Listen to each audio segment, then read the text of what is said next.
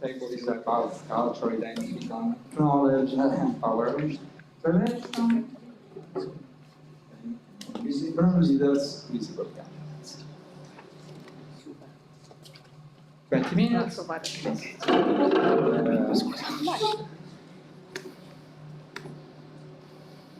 And we have questions and discussion.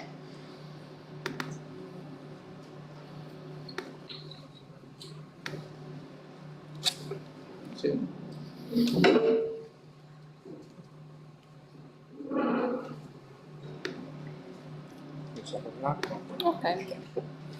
Sarà un cenno. Ti faccio vedere proprio mentre io ti faccio vedere proprio le slide con il tempo. Grazie.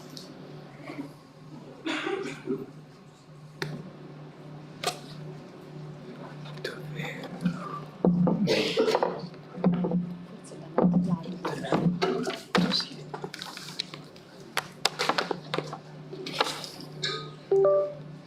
Ok, ci siamo.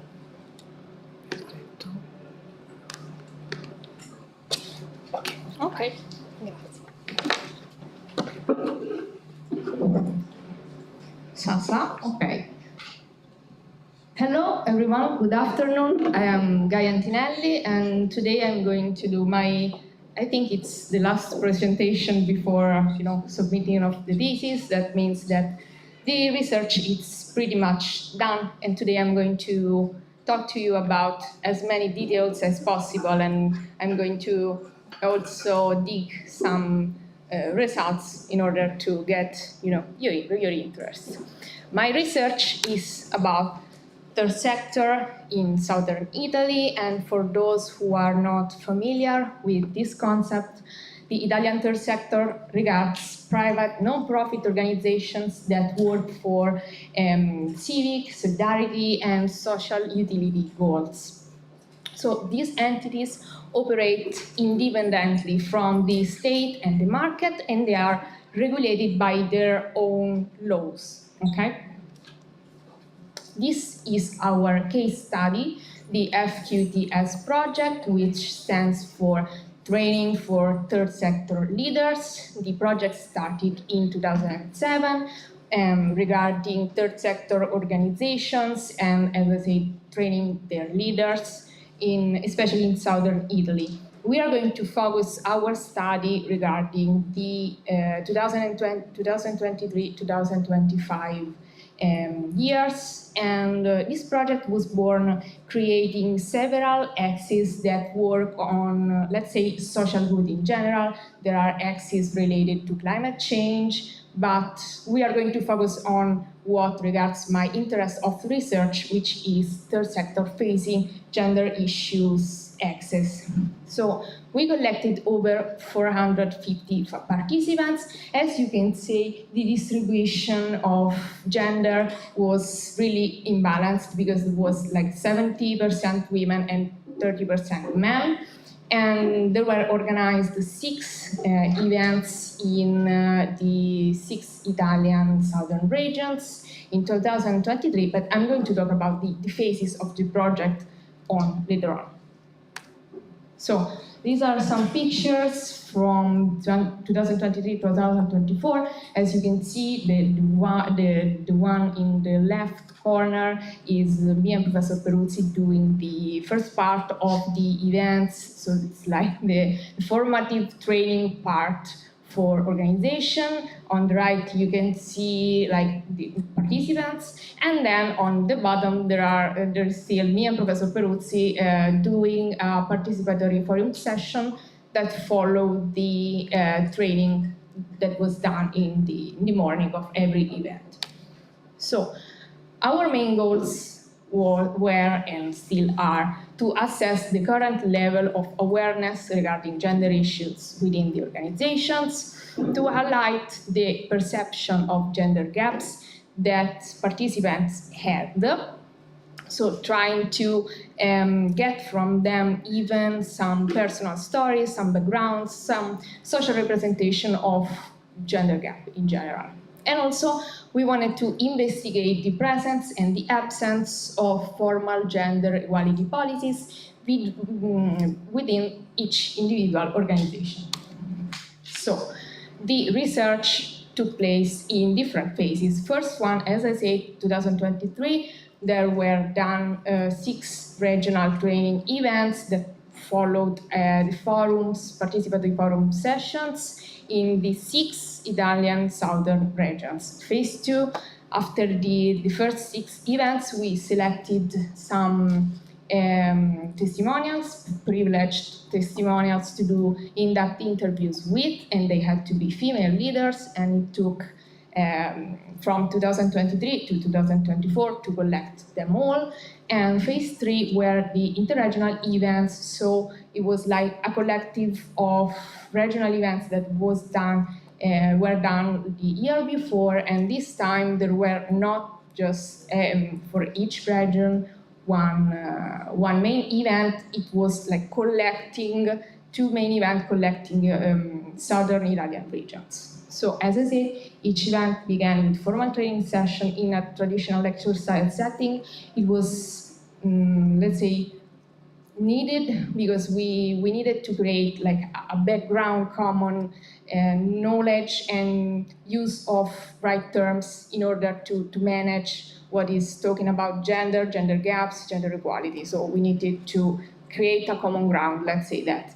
And second part of the event was participatory forum sessions. I just wanted to say we call them participatory forums and not focus groups because we were managing so many participants. So we didn't know what to expect let's say there could have been 50 people or 80 people, so it was not possible to proceed like a focus group and do that way. So we kept the discussion more open, but we tried to give it a structure anyway. Okay, so our corpus of what we collected is 6 transcriptions, as I said, for each regional event in 2023, 10 in-depth interviews with selected female leaders from national organizations, and then the 2 transcriptions of participatory forums from the main interregional events in 2024, and also some reflection and insights that came out during the training sessions. Obviously, everything was fully transcribed. For the interview criteria, what we wanted to do was to select women occupying leadership roles within inter-sector organization. So we were asking them to give us their current positions, how many years they were, let's say, CEO of those organizations. We also wanted to focus on organizations that had a national relevance in order to be, let's say, more representative of the dynamics that were happening on a national level, not only on the southern Italian context. And as I said, we prioritized larger organizations, and we just wanted to understand structural dynamics and challenges related to their path towards the leadership position that they were in. So after the transcription, we proceeded with a thematic analysis. We identified some recurring patterns, key issues. We tried to underline what were the subjective experiences of each participant. And let's say that a big focus was also put in how the linguistic registers changed between men and women, and also older and younger participants. So, as I said, the language was really relevant for us. How they decided to treat some themes really gave us things to think about. Let's say that when I'm going to talk about the results, you will see that. A little parenthesis on positionality. As I said, me and Professor Peruzzi were directly involved in those events, but we didn't force anything, especially during the participatory forum sessions. We were trying to be as minimal as possible, trying to stay focused on the themes that were interesting for us, trying not to go let's say, around certain topics and maybe not really focus on them. So we were like trying to give some inputs, but at the same time give everybody the possibility to talk and to tell us whatever they wanted. And so after the thematic analysis, so after we created, let's say, categories for each recurring theme, there was also the necessity to talk about some criteria of significance, and our theoric background this time comes from Saldana work. He did also, let's say, a coding phase based on two phases, but from him, the most relevant part of the analysis that resonated with what we were doing was this three criteria of significance that we re-elaborated in those three criteria that you see now. They are novelty, so it's basically some themes that were introduced, were unexpected, and maybe less known in literature, that were brought up by participants. We have the diffusion, so topics that were widely, frequently mentioned during the discussions, even in different territorial contexts. And also divisiveness, which was what created conflict, what generated, let's say, ambivalence between participants. This conflict, let's say, was always shifted between men and women participating. So what we did was, finding the recurring themes, we created some thematic issues that were the most relevant, and what I did here, just to be, let's say, more clear in giving you the possibility to see the results, was comparing men's perspective with women's perspectives from the forums, trying to link them together and trying to see where there were areas of conflicts and where there were areas of common ground.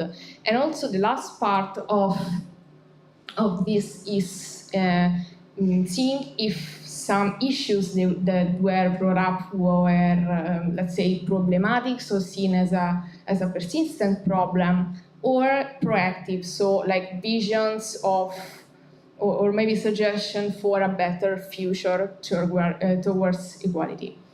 So, first one, cultural norms and gender stereotypes.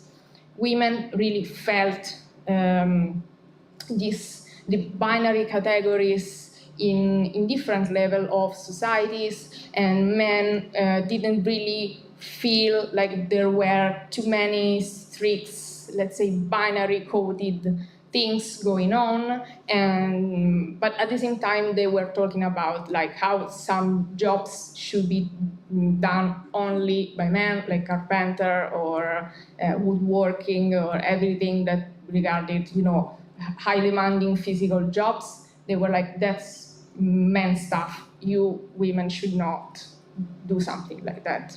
And at the same time, women were like, we should start from schools, and so from childhood, trying to do some gender education.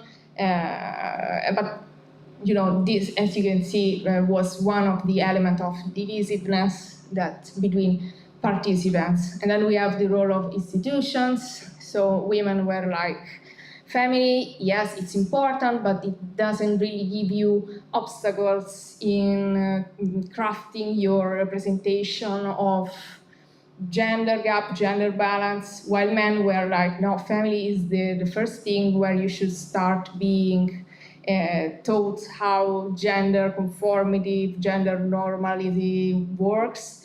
And so there was this man that said, no, if my daughter wants to be, let's say, a carpenter, I'm going to remove her from the testament. I think it's how it said. So, yeah. Some dynamics are still going on, even if we think that they are kind of old or related to the past.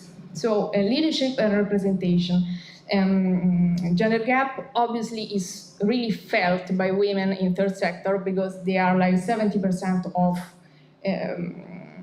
third sector actors, and when we talk about leadership, they are only 1/3, okay?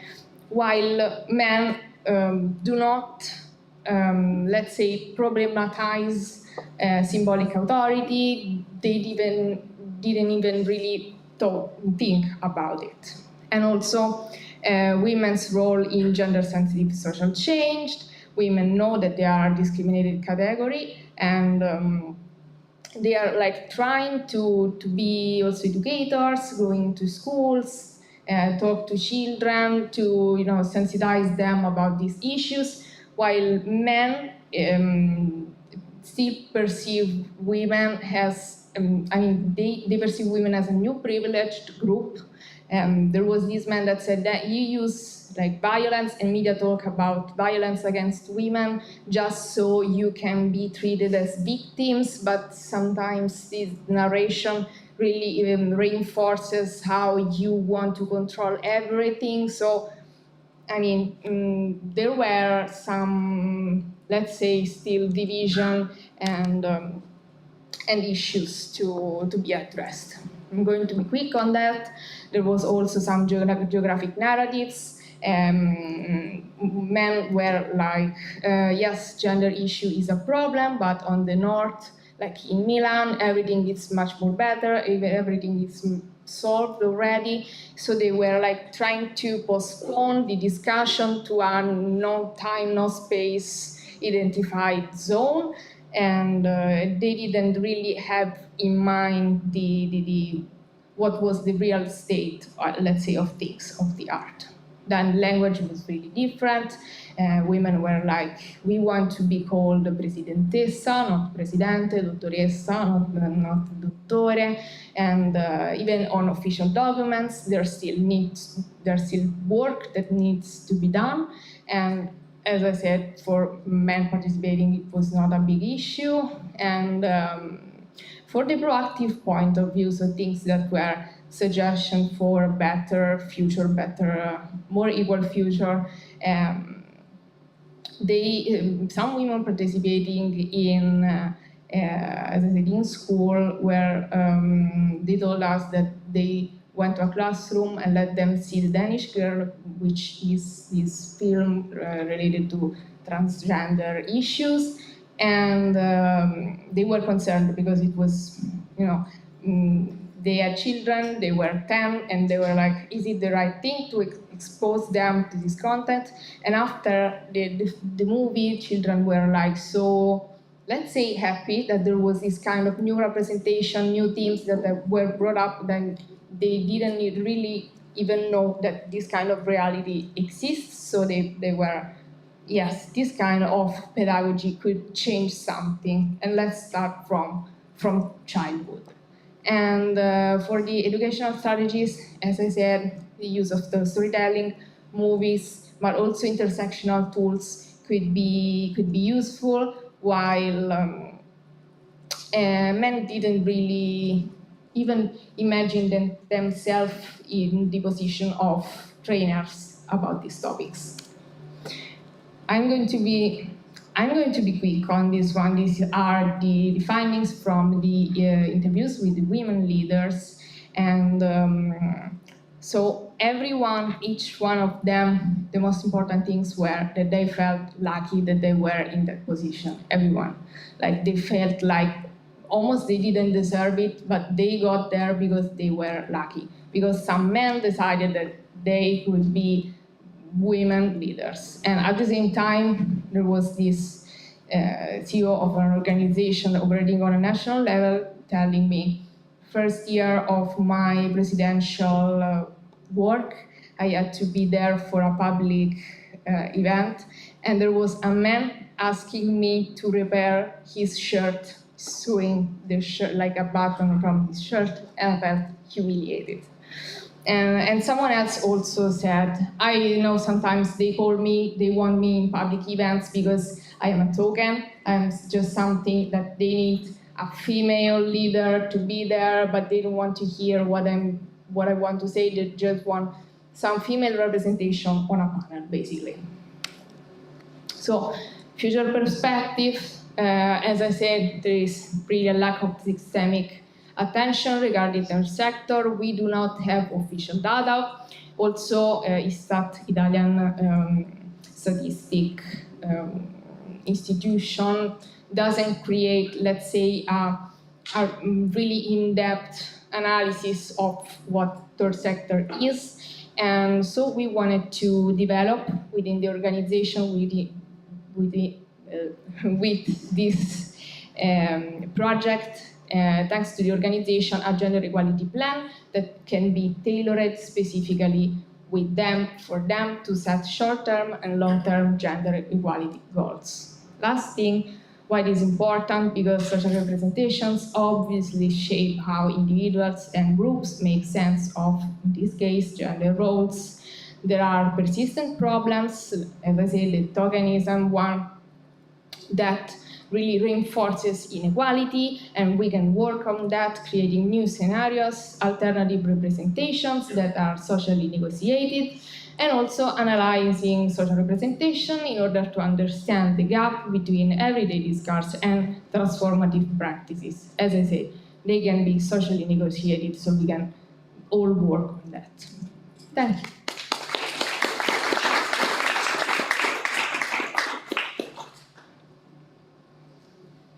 Perfect time. You have any questions? So thank you. It's a pleasure to see after 3 years the result of such big efforts. Of course, now we're going toward the end, so there could be some broader issue, like, for example, thinking about the relationship between narratives and representation, because to some extent I think that you collected, especially with the interview, some kind of narratives in which the interviewee present themselves according to some classic character, I don't know, as a hero or as a victim or as a helper. So it could be interesting also to reflect on this. Okay. Two more practical things that I think you need to consider when finalizing your thesis. Something that, of course, you have clear but wasn't here. Why should this be relevant? I mean, we are starting from an assumption that gender issue is relevant in this context. It's important to justify this assumption, to be clear, and to clarify also the theoretical and previous research that show the importance of this, which then can guide you in the interpretation. The other point that I really didn't understand is, okay, you talk about diffusion, divisiveness, and the one that I couldn't. Novelty. Okay, again, it could be interesting, maybe in the theoretical part, to connect this with polemic, hegemonic things. But I don't understand, because then you tick all the boxes. So in my imagination, these were, I mean, some. No, there were some of them were all of three, like this one. Yeah. Sexism. Yeah. It's a novelty, diffusion. Because they are, I mean, one doesn't exclude the other. Like, if it's talk about novelty, it's something that maybe it's not so common in literature.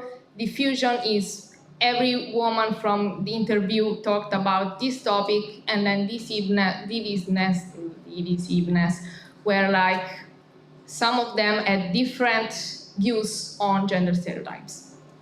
Don't understand why they are not mutually exclusive. They are not like polemical hegemony. They are three different issues related to, there is a topic coming out. Yeah. Is it a novelty? Yes or no? It is something that everybody is talking about or not. It is something that there is a polemical representation of. Okay, I misunderstood this. Okay. If the graphic part doesn't... Maybe it's my problem. No. I thought they were totally exclusive. That's why. Okay. Thank you. thank you very much for this presentation. I'm Ezinne from maybe I just have 2 questions, and maybe you said that, but I didn't listen at the moment. But what exactly was the aim of the forum? Of the forum? Yeah. Yeah. What did you? Why did you do this? I guess it has something to do with trainings about gender equality. Mm-hmm.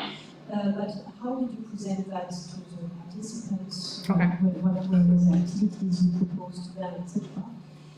And my second question is, of course, it's quite difficult, and I can imagine that with so much participants, it's a big challenge. But did you find some kind of dynamic in the forum? I mean, some kind of change during the discussion between the start and the end, you mean?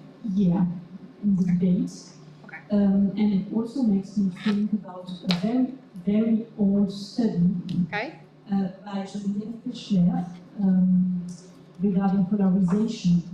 She did a study when the feminist movement began in France, and it was an experimental, a lot of experimental studies, but she found that when she tried to put men and women together and separate them and so on, and she found that when she put men and women together in the discussion, they polarized before the discussion starts, because they know that the other part will have another position than themselves, so they start, very extreme in the discussion.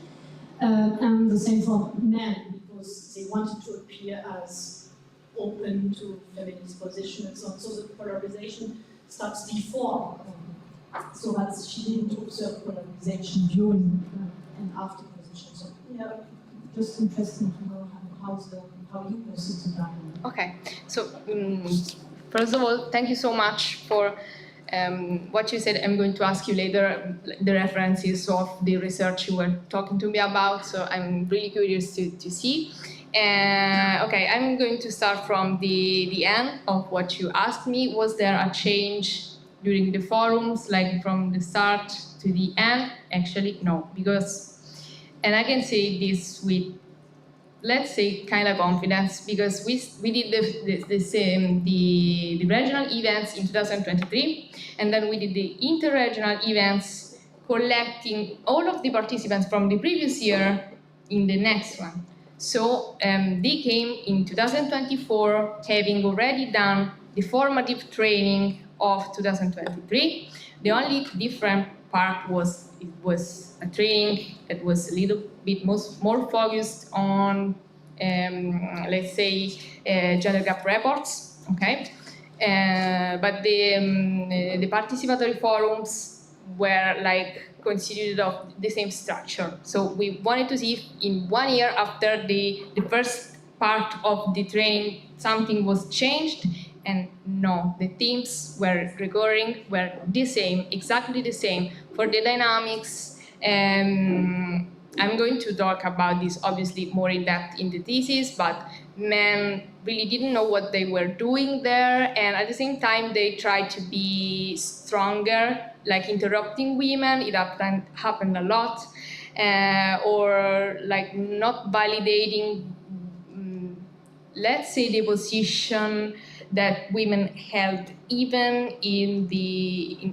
forums. Like if there was a female leader of an organization, they called her, let's say, Angela by name, and if there was a president from an organization, it was Mr., Dr., Holy Spirit, and so yeah, those were those kind of dynamics. I didn't know if from the start maybe something was polarized. I don't know, but I'm going to look for that research. Maybe we can insert that in the same direction as in the 70s. Yes. It's a bit. But I can add that one thing so that to explain. Yeah. Choice to have together men and women in the formation It's absolutely right. Okay, but it's not so frequent in Italy, and the project was born in order to form executive leaders and not with gender question. It's obliged that the project to put this and to adopt this form, and after I asked her that she can organize its PhD because it's not so frequently.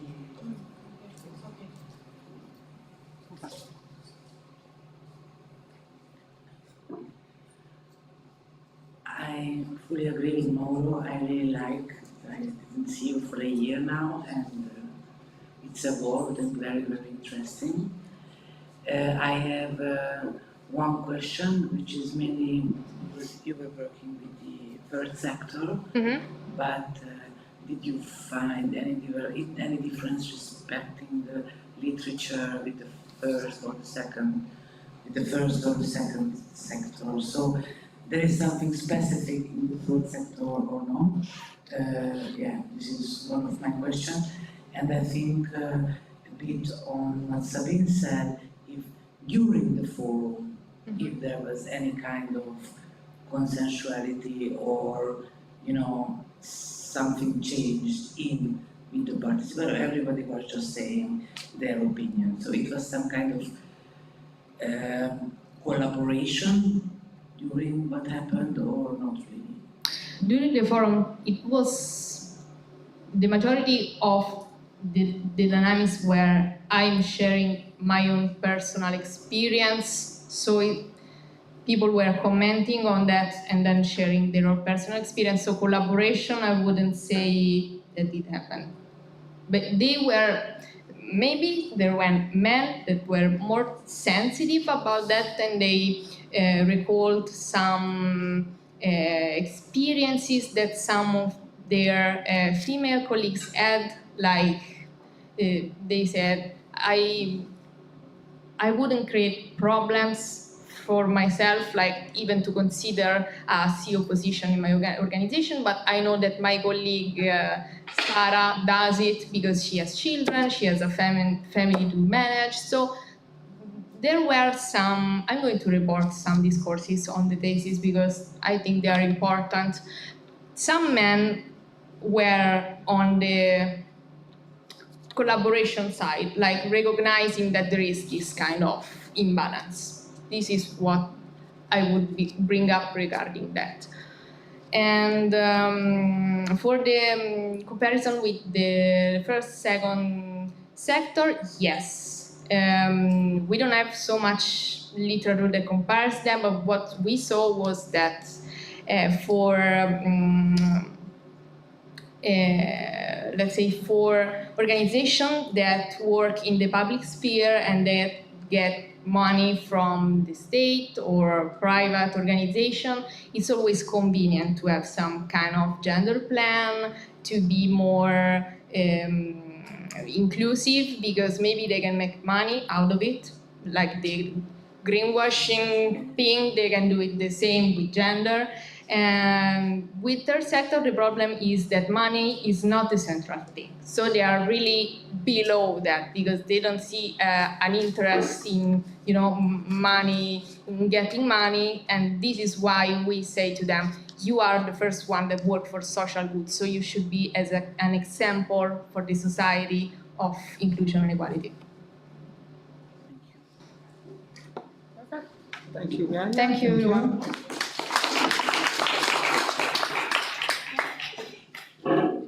From Alessandro Ralli, Reframing Migrant Narratives in Italy.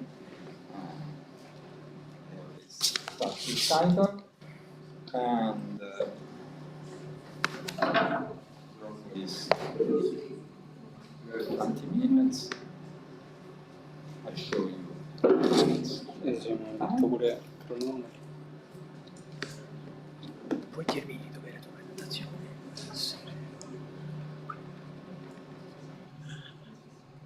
Perfetto.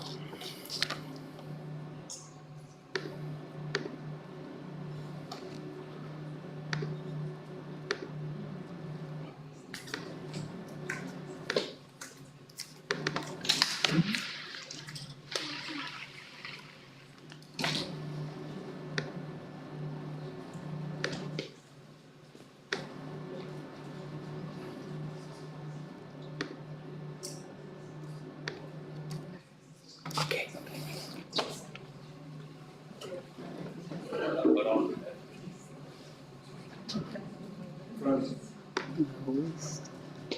thank you.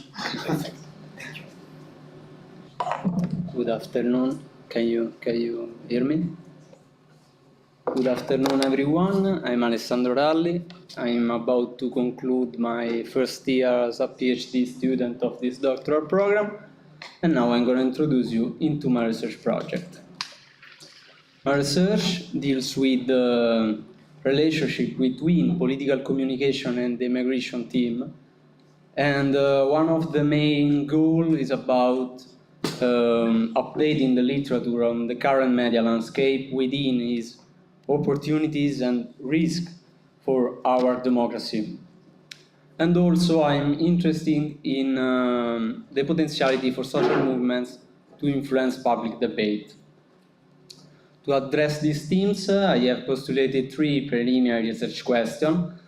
The first one is about the functioning and the changing of the current media landscape and how it manages political conflict and influence public debate. The second one is about the theme of migration and how it is employed in political communication and public discourse. And is about trying to understand if there are any possibility to reframe the debate about migration. The last research questions is about social movements and how do they manage to bring new issues to the forefront and reshape the agenda. Giving an overview of my theoretical framework, we can split it into 3 different strands of literature. The first one is about political communication and migration studies. The second one is about social movements and citizenship studies. Meanwhile, the third one is about social representation theory and active minorities theory. So, in my research, I will delve into classical political communication studies within a specific focus in frame theory and agenda setting theory, since my goal is to underline the role of media in shaping public opinion and debate. Obviously, I will delve into media studies and be aware of the hybridization of the public sphere. And also, I'm interested in how media actually represent migrants. Talking about the second branch of literature, one of the best work I have found so far for my research, in my opinion, is the one of Emiliano Trere that deals with hybrid media activists. And I believe it can be a good starting point for this trend of literature because it merged together political communication, the hybridization of media system, and also digital activism as a new form of social movements. Since my research is also into migration, I will delve into migrant rights activism studies. There are a lot of studies that deals with the mobilization of second generation, the so-called second generation of migrants, and also I will delve into citizenship studies. Talking about the last strand of literature that came from social psychology, I believe it can be interesting to use active minorities theory because it deals with the consistency of a minority in communicating one message day by day, year after year. And my first case study that I will introduce right after is about Italian citizenship reform and referendum.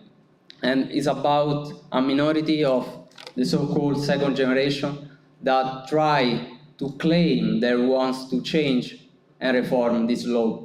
So I believe it is an active minorities case study. Also, I will employ social representation theory within the specific concept of context introduced by Sandra Jovkelovic, and I believe it is very interesting to reasoning in how knowledge is born and reproduced in one context, and it can be a point that can merge together citizenship studies and also social representation studies and studies that deals with the construction of a national community. So now I will introduce you into my first case study and what I have done so far in the last month. My first case study, as I said, is about Italian citizenship reform, referendum. In Italy, we held a referendum like 2 months ago, in the 8th and 9th of June, and 1 out of 5 of the proposal was about reforming Law 91/1992, that is the law that regulates Italian citizenship. In practice, this proposal was about cutting half the time to obtain Italian citizenship from 10 years to 5 years. So why did I choose this case study and why it does matter? At least for 3 reasons. The first one is because, in my opinion, it can be an occasion to reframe the debate about migration, because talking about citizenship is not talking about migrants, it's not talking about people who are moving. It's talking about people who are sometimes already born in a country or are arrived in a country and are trying to naturalize themselves. The second reason is because popular referendum are a classical political communication case study and can be an occasion to understand how media landscape actually works. And the same reason is because it's a social movements or active minorities case study. So, what I have done? I have collected data for 10 weeks, from the 8th of April to the 16th of June, and the corpus is made of Instagram posts and insights from 8 activist accounts. I have daily monitored the news broadcast, 4 evening edition of news broadcast. I have daily monitored the 10 front pages of different Italian newspaper, and also I weekly collected the top 100 tweets by engagement on the platform X and Blue Sky for 3 different queries. And lastly, I had also the occasion to fully collect Italian newspaper articles. I have already presented this study in the International Congress of Political Communication in Milan, and now these were the research questions that guided my presentation. Now I am presenting it obviously in a very briefly way. So the first research question was about the evolution of media coverage over the course of the referendum campaign. The second research question was about main actors and main theme that shaped media agenda.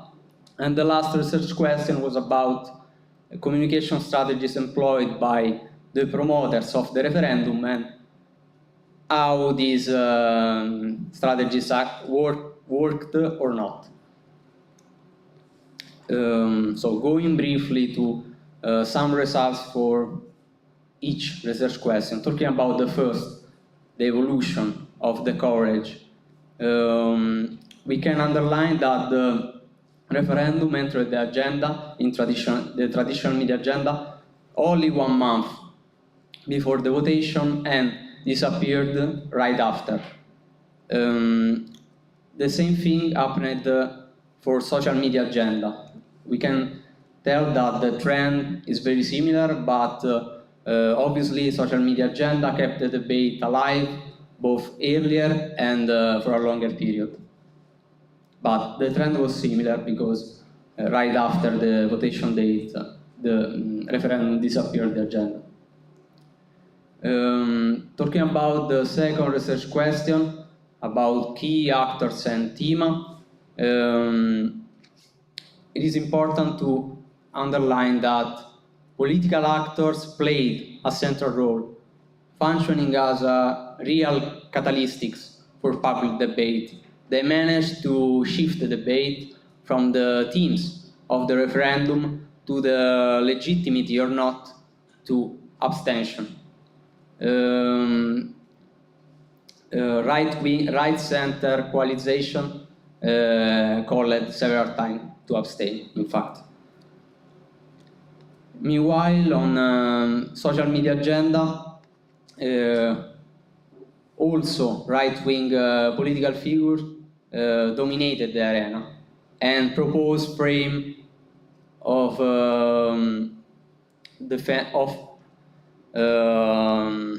aim of defend the Italian identity and to don't go to vote to this referendum that make Italian citizenship easy. Talking about the last research question and about strategies employed by the promoters of the referendum, we can underline that they tried several times to enter the traditional media agenda, but this attempt failed. One of the most emblematic was when Riccardo Maggi, leader of the party Europa Più, entered the parliament dressing up as a ghost.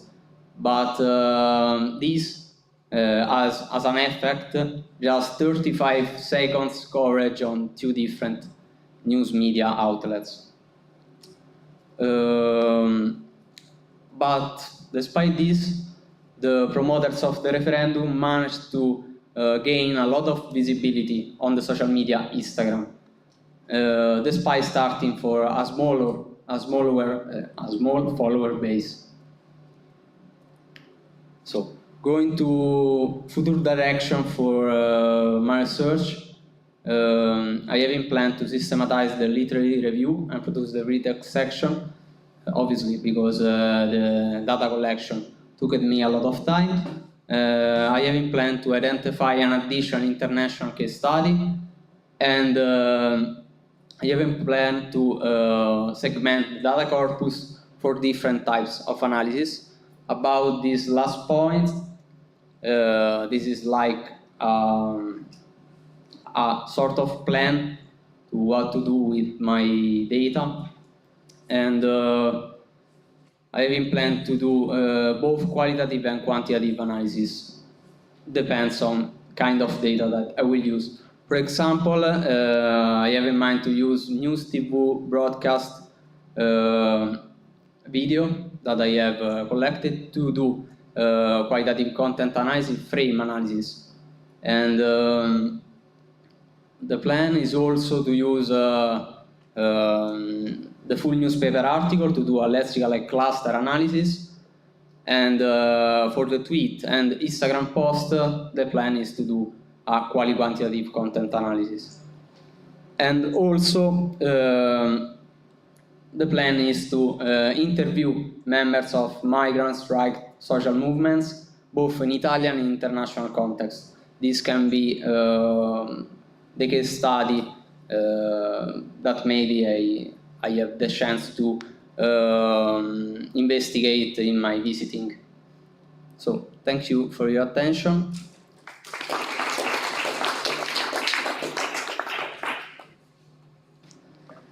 Thank you, Alessandro.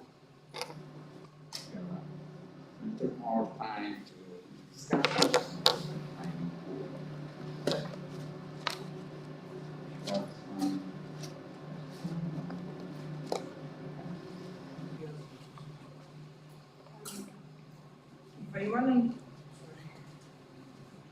Okay, collected a great quantity of materials about the first case, and but I didn't know very well what is the. I didn't understand if you had finished this study of the first case, or you have to deepen again. In any case, what is your impression about the novelty, the new elements that it can suggest to the understanding of the theory of media or the political media, and new processes, new protagonists, different way to consider what is the new elements that you perceive? Okay. Rispondo. Okay. I can't really tell, but what did I perceive? That it is important, obviously, as stated, to monitoring different kind of media, and also that the social media Instagram can be an important occasion in terms of democratic possibility to shed light on new issue. But one of the results, for example, that I have presented in Milan is obviously that traditional media agenda is still following political agenda, and that also in platforms as Twitter, X and Blue Sky, there aren't a lot of possibility to do something in this sense. Anyway, no, I didn't have the time to do more in-depth analysis. I have just the time to do some preliminary analysis, and yeah, like, so I think that to answer this question, obviously more sophisticated analysis. Yeah. I'm sure that it's important to monitoring the processes. It's a work that we do together. But the problem is, I'm not sure that you need more sophisticated analysis, but perhaps more deeper work to interpret or to understand the role of communication inside the whole of the political society. Because the problem is not only the representation of the problem, is another thing if you create a link between the representation and the real outcome of the referendum. Yeah. Okay. I follow up on this. I think you were right. You took the chance of the fact that the referendum was happening. Yeah. So you started to put your effort in collecting such a rich amount of data. Now the point is what you want to look at, because you can look at the communication process, and that's where I see it could be actually interesting to connect with minority influence and social movement. And these are not just about anything, but about a specific topic. So the point for me is, what I would suggest, what I would like to see, is really to deepen, not in terms of more sophisticated, but really deepen these two elements, the process and the topic. So the problem with this specific kind of data is, what is the topic? Is it citizenship? Is it migration? Is it the relationship between the two? No? Okay. What is the social problem here? Because it's it's also interesting to see how different subjects change the objects, the issue at stake. So it has to do again with the agenda. So I think, so for example, there are some research on social representation of citizenship, such as Mazas, Licata, a few years ago, when the citizenship was the European citizenship at stake. No? And trying to understand who is using a demos versus ethnos idea of citizenship. Do we still find this kind of categories? For example? So I think now it's time to go to choose into the literature to understand what to look at your data. So before putting your effort in doing a lot of analysis, try to be very clear what you want to look at. Because if you start doing qualitative analysis with this data, you can go on for a decade. And you need to be focused. Thank you. I don't know if I told it in Vanessa. I think it can be also a project to highlight the political agenda in which migration or this issue is being used. Because, it's about nation identity. I saw Italy for Italians or something like that on the poster. So there are political agendas on which it becomes an object to be used and also to see, and I think this is the concept also of the social movement issues, if others are trying to, other ways of political commitments are coming up against these kind of big political agendas, because sometimes it's we made a 10-year of analysis of news about gypsies. It has nothing to do with gypsies. It has to do with Hungary between the different parties or European Union monies for integration, and then we talk about gypsies, but it's all the time a political agenda. So I think it also can be an interesting thing to show up the political agendas behind the use of the object of immigration, I think. Thank you.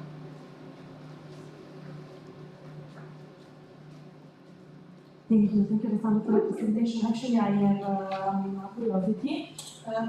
It could be also interesting, to look at how narratives are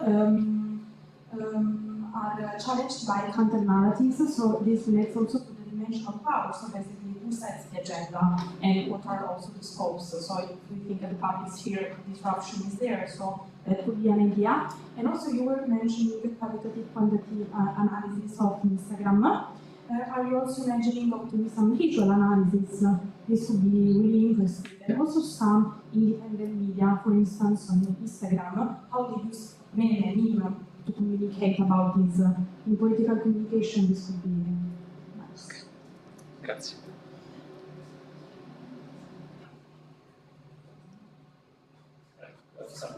Some work to do. Yeah. Okay.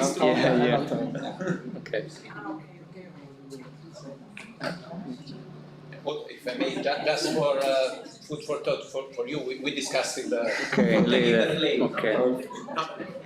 This issue of understanding what is the theoretical question. The object of research is important also to identify another case study. It's not that clear to me also, because if the focus is on political communication, then the case study can be on a different topic, or maybe.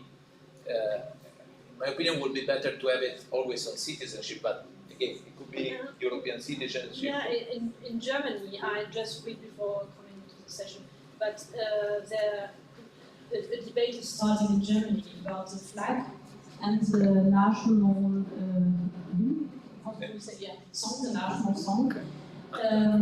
It was proposed by someone on the left side, but of course, Alternative for Deutschland, AfD, also has something to say about this proposition. So if you choose that, then the comparison probably will bring you to try to understand how national identity is constructed, national citizenship, etc. So yeah. Thank you. Maybe it will also be an opportunity of comparison. Yes, thank you for the suggestion. I believe that I didn't have the time to make a very clear choice of the direction of my research, but these ways are both, all of them good, so I will think about it. Thank you for the suggestions. Thank you. Time for Queen Nnodi, and here she needs some time to update the presentation, so we have 2 minutes time to do that. Okay.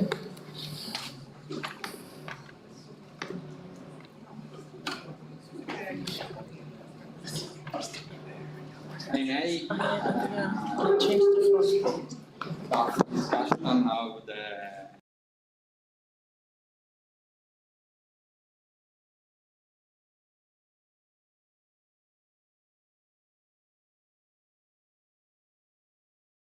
time, give time to the change, because makes the process of communication about the agency, the possibilities of minority groups to obtain visibility, access to the agenda, and in the meantime, the team, because we have to share it.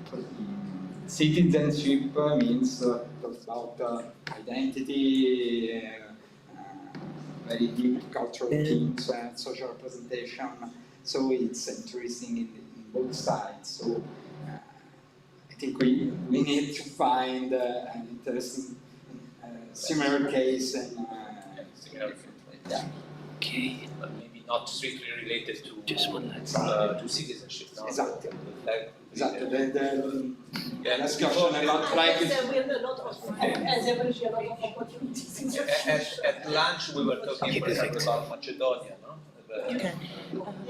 I tried projecting. Yeah, I tried to rejected the stream because I don't know what it's for. So I don't know if we keep it removed, if it's going to affect it. Ready? Okay. Okay. Cuba Post-Colonial Identities. I read the title for you. You're 20 On y va. The floor is yours. Thank you. So, good afternoon, professors and colleagues. As you can see, the title of my research project is Cuban Post-Colonial Creole Identities, a roadmap to hybridization processes in Italy. I probably should add at some point that this project also involves a period of field work in Portugal, quite a long period. But at the same time, so far, the choice I've made is not to mention it. Then I'll eventually see how to put that in the title. Any suggestion are welcome. My supervisor is Andrea Volterrani, and my co-supervisor is Joaquim Pius Valentin. And just to give you a bit of a sense of what I've been doing so far, I put in this presentation a very rough first-year Gantt chart. Let's say that the literature review takes most of the time, and it's going to be throughout the 3 years. The interview draft as well took quite a lot of time. And also, I've started making some interviews, so far like a couple of them in Italy. And then I've had the chance to start interviewing Cuban, let's say, not really a friend, but we have a mutual friend, and he's in Rome. He's been in Rome for the past few weeks. So before going to Cuba, I'll go in October, I decided to start testing like the Cuban version of my interview on him. So we've started, and we're going to finish the interview at the end of the summer school. Here you don't see the period of fieldwork in Portugal, because that's going to start probably in December or in January. I was sharing with some professors the fact, and also some colleagues, the fact that writing papers so far is quite complicated, because I'm still trying to figure out, actually I am now in the position to say that I kind of know what I'm doing. So the process took a while. The idea, the structure, the architecture of my project involves knowledge co-creation. I was discussing with Professor Volterrani, but also with other colleagues, the idea of not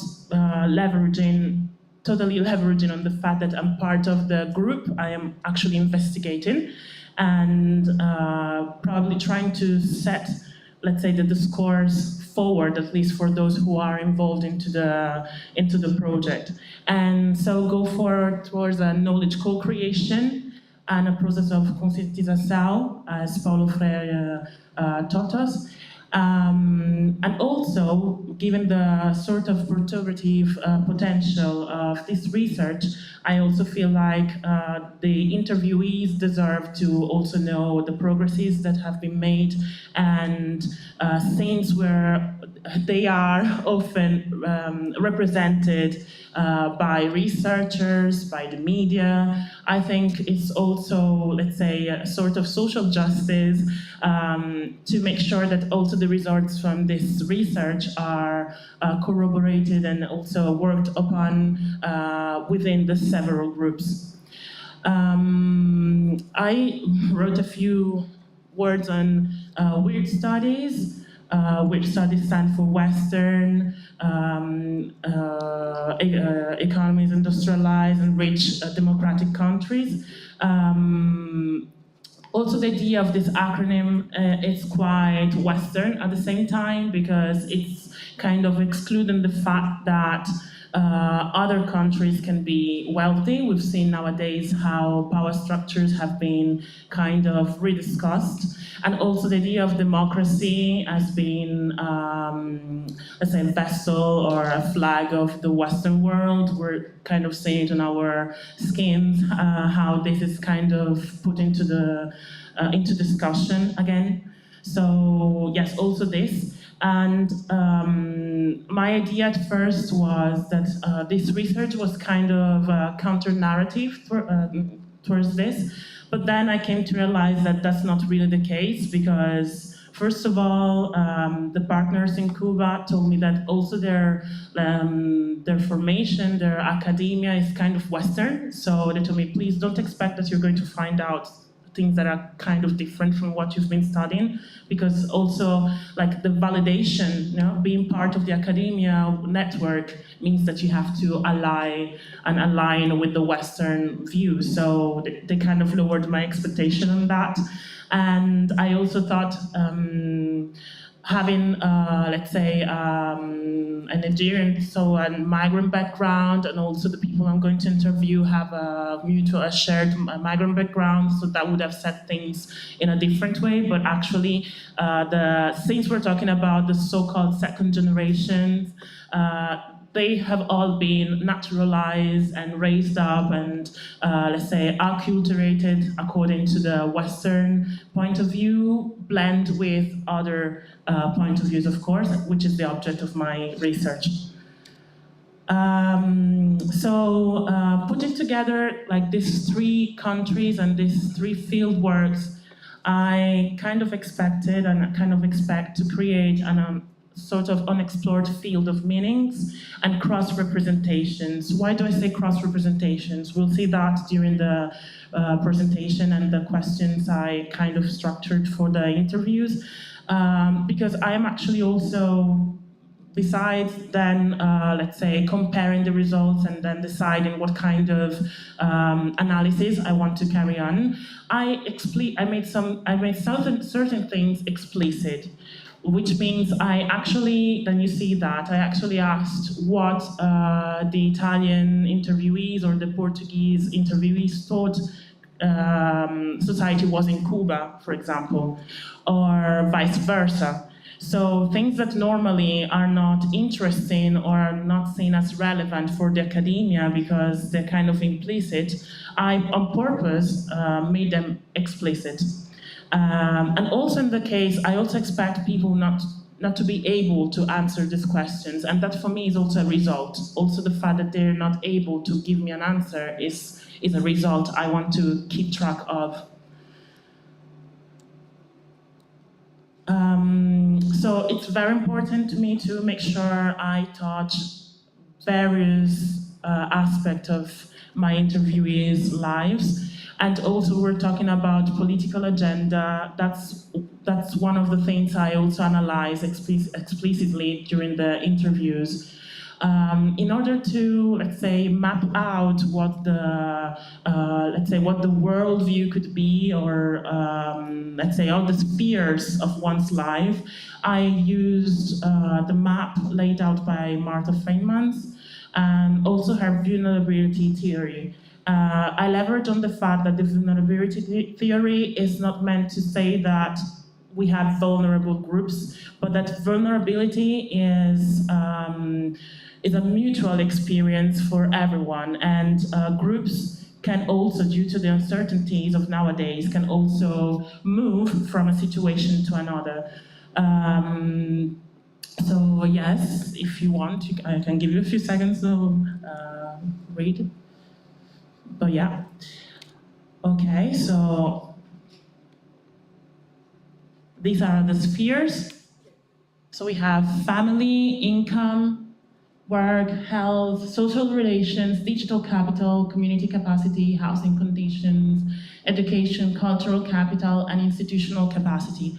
Of course, I was also careful to weave all of these elements into the questions. So my intention is not to make a straightforward question on family and so on and so forth, but let's say I tried to extend, to broaden the meanings, and also follow the, let's say, the literature mapping that I have been making so far. So also combining elements from other authors and trying to see if they can fit in this, let's say, this areas, these spheres.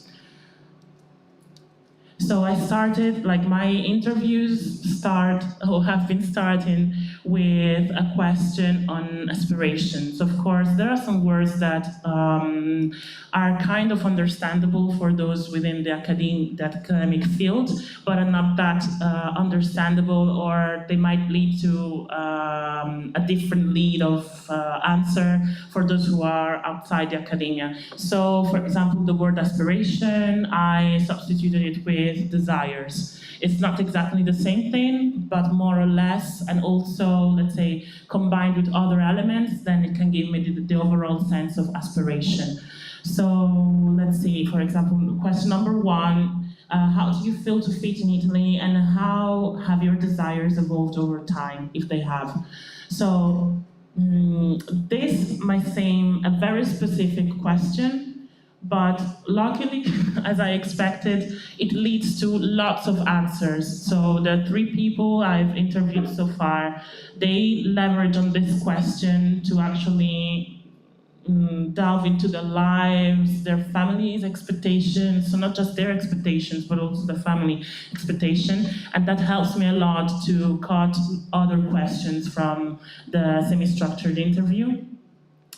And also, this third question, what does the future look like to you? It might seem a very broad question, but it's a way to open up the imagery of the interviewees and to see how they depict not just their futures, but also their lives, because they, like these few interviews I've made, they start by comparing their actual conditions, their expectations, and what they think their constraint could be. So that was quite interesting to me.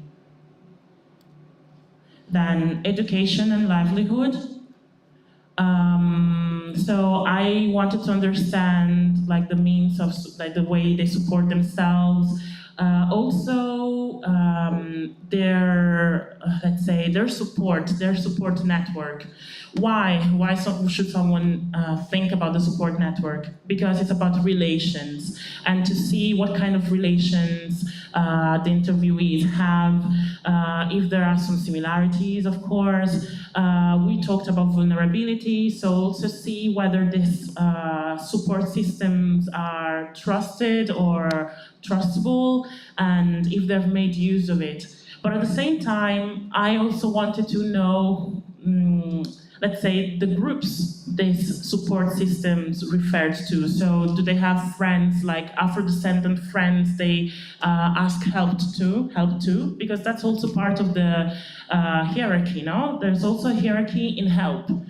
You can ask help to institutions, you can ask help to Italian, Caucasian friends, but do you ask help to Afro-descendant friends? Who do you expect help from? So also this, I think, is kind of important to map out the hierarchy also of a support system. Okay, then media and mediatization. I thought this was also an interesting point to investigate. I want to know with this research how my interviewees get updated, how do they keep updated, what do they look for, but also how do they represent themselves on the social media. Of course, this is one of the few questions I do not really make explicit, but in these interviews, I try to understand the kind of content they share, and since we usually share content that represent us or represent our worldview, that could be a vehicle, that could be a way for me to understand how they see themselves or how they want to be seen by the outer world. Then I also wanted to make explicit this side of the hate speech and how do they react to certain situations if they've ever encountered them. I've had very on-point answers. I also see that, like, what I perceived is that these interviewees I've had a chance to speak with are really eager to talk about their worldview, as if they've never been asked certain questions. But at the same time, that put me into a very, let's say, delicate position, which I discussed with Professor Volterrani. Since I'm also part of this group, before starting the interviews, I expected that would have been a very slippery road to be in, because they would expect of me some reaction, some feedback, some acknowledgement. But as a researcher, I can't give leads. I can't say, oh yes, you're right, or I can't say, I'm so sorry. I mean, it's very difficult to manage this kind of situations, because I do not want to explicitly, let's say, condition their answers. So what I did, and what I asked Professor Volterrani whether I could do or not, is before the beginning of the interview, I say this. I say, even though I might share your worldview, I might share what you think, I can't really give you any kind of feedbacks because I want your words to be the ones to come up and not what you expect, I believe, to be there, put forward in this research. And that was kind of appreciated in the sense that something that was taken for granted, maybe for the academia, that you just go, you do your research, and okay, then you analyze the data, is also a very delicate matter when it comes to empathize and also sharing personal experiences. And on that point, for example, Professor Sarika raised the question whether it would be appropriate to evaluate all of this from an ethical point of view. At the beginning, actually, the answer with Professor Volterrani was kind of no, but after these 2.5 interviews I've made, yes, the answer is yes. So I think it should go through an ethical screening, I think so. Okay. Then culture and power into my, let's say, methodological and critical structure. I really leverage on Stuart Hall's theory on cultural studies. And I try to weave this with other elements. So collective memories, family, leisure time and social relations, institutions, society and social action, which answers the question by Professor Bigazzi on political agenda, more or less. So this is taken from my previous presentation in Venice. And here I put the previous research question, which is, can Creolism provide an identity parameter also for the so-called Italian second generation? So the answer, as I have said previously, is already yes.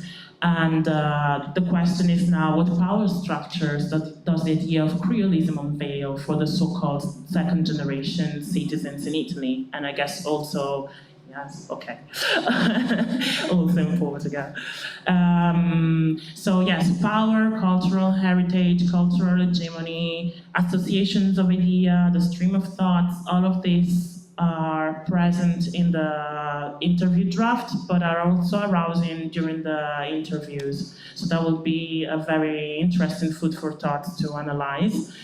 Let me see what I can talk about. Oh yes, this it's kind of interesting, and you would say it's probably not relevant for an interview, but actually I thought I was really like cracking my head upon which elements can really unveil the worldview of my interviewees, because there are things that we're more or less used to listening to, and we already have a framework on how to present them, how to talk about them, how to be socially accepted. But food, you can't eat something that you don't like. So I put questions about food, about the way they cook. If they ever, like, I also put some tricky questions to get to some, let's say, more deep answers, some deeper answers. Like, have they ever taught any recipe, or have they ever tried any recipe with some friends? Like, that might sound a bit complicated, but it's also revealing lots of things. Like, do you dare experiencing your cuisine with other people? So how much do you share of your culture with the outer world? And what do you share about it? Family and communication. There are a few questions about family, of course, and also about, let's say, siblings. So through the interviewee, I thought it would have been possible also to analyze the whole family, in short. Siblings, by our mutual experience, have usually different destinies. Even if we come from the same family, we might have different destinies, maybe due to our genders or the way we were socialized in the world. So I also use this chance to understand more about their siblings, what happened to their siblings, what kind of paths do they take, what do they think about cultural hybridization, how are they trying to fit in Italy. And so far I've got a very interesting set of answers on that. Like, I've seen how there are siblings who have like extreme right tendencies, even though maybe the other brother or sister is, let's say, left-wing or anyway, like, positioned towards the center. So being a marginalized group does not necessarily mean that you are a leftist or a communist, of course, which is kind of taken for granted, but it's not actually. Okay, self-care is another element, housing condition. Then this is another element I made explicit. So cognitive polyphasia is certainly something I can come upon and come across with during the interviews and then analyze in a second moment. But at the same time, I decided to make it explicit, so to make precise questions on cognitive polyphasia and how do they position themselves according to, I saw it. How do they position themselves according to different situations? Do they leverage on the fact that they are Afro-descendants?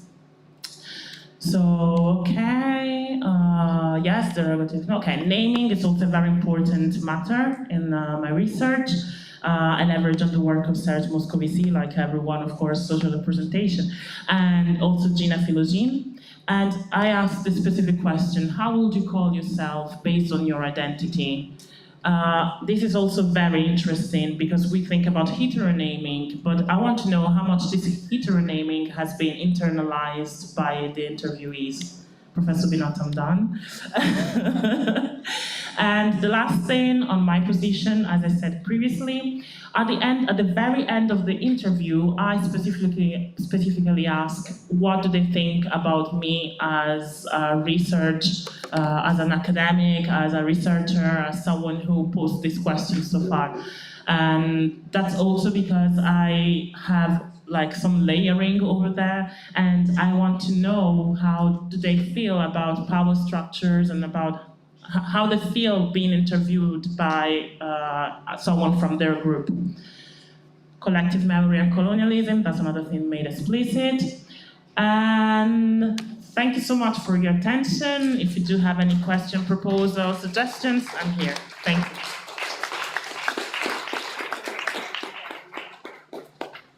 Thank you very much. Thank you. I think we have a lot of questions. You have a lot of questions, so. And suggestions, I hope. Or suggestions. One question and one suggestion.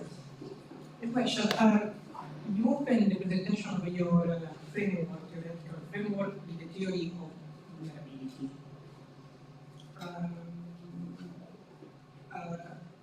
I didn't well understood because in this area of study generally, research, creolism, what you want. Vulnerability, you explained that is a normal, this is a condition, general condition, universal condition. So, if it is universal, why to use in order to study this process? Because the impression is that you start from the idea that there is a vulnerability, and if you label, I imagine there is because it's the first approach that you present me. This is one. A suggestion for practical, empirical, for the interview. I studied and I do it the best now. I have no time. Many long interview on the subject of migration in different culture, mixed couple. I had the impression that you have these interviews are very long. The approach of Ralli is qualitative, so you have to let you speak the people. So for me, it's better if you find something concrete. For example, let you say you have to imagine some concrete occasion, some concrete object, in order to stimulate the interview. Because general question, what do you think about your future? Or you postpone and you pause and you use these questions at the end, some reflection, or it's completely, my impression is that you start with the problem. It's better if you ask something about your growth and something in the future, some concrete object, and you have to identify some, my advice, some example that you can repeat in order to have a common point of start, because it's very long, this list, and you cannot use this in a qualitative approach, because you have to imagine the subject one. You can follow this order. And the theoretical question at the end, because if you start, you risk to block, and you risk to find what you want, not wait till you think you can see like important. This suggestion. Thank you so much. If you want to reply on the vulnerability, okay. I have a literature on this. More or less, we have similar Thank you. Thank you. More or less. Many books on this. Thank you. Thank you. Thank you. We have similar concern. So, for example, the suggestion around doing a episodic interview rather. General problem. Okay. Two problems. First, Everything is interesting. in life, But you can't do research on everything. It has to do with the topic, but also has to do with the theory that you evoke. My mentor used to say that research is about frustration. And I didn't really understand. One part of the frustration is the fact that everything is interesting, but you have to choose. Food is enough for doing research for a life. Clothing. The other question that to me now is more pressing. You wanted to study Creolism, Creolization, this process. What makes your research different from any research that we have been looking at during the last 25 years, at least in Italy, on immigrants and their capacity to integrate or the capacity of the host country? I mean, you use a different concept, but then the question and the line really looks like any other descriptive research that people in Genova or Milan have been doing on Museum or the I can add only one thing. So it's important to clarify this for you first of all. Huh? For you. Okay. Marcos, only to other. Sorry.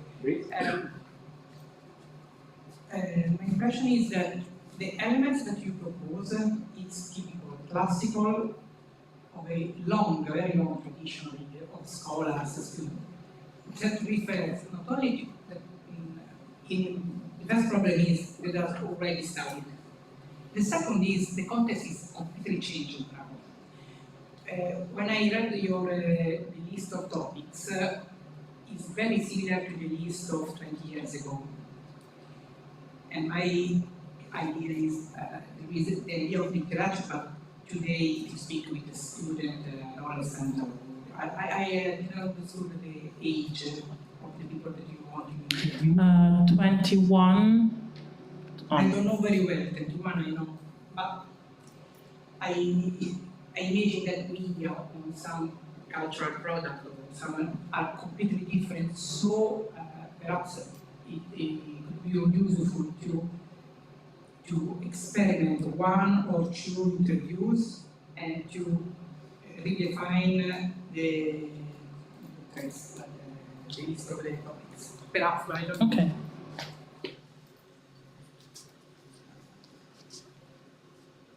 May I start answering because there are a lot of. Okay. Thank you for the presentation. We had similar dilemma because we made interviews with people who are living in like special area, which is like slum kind of area. And how can you make an interview with them? Because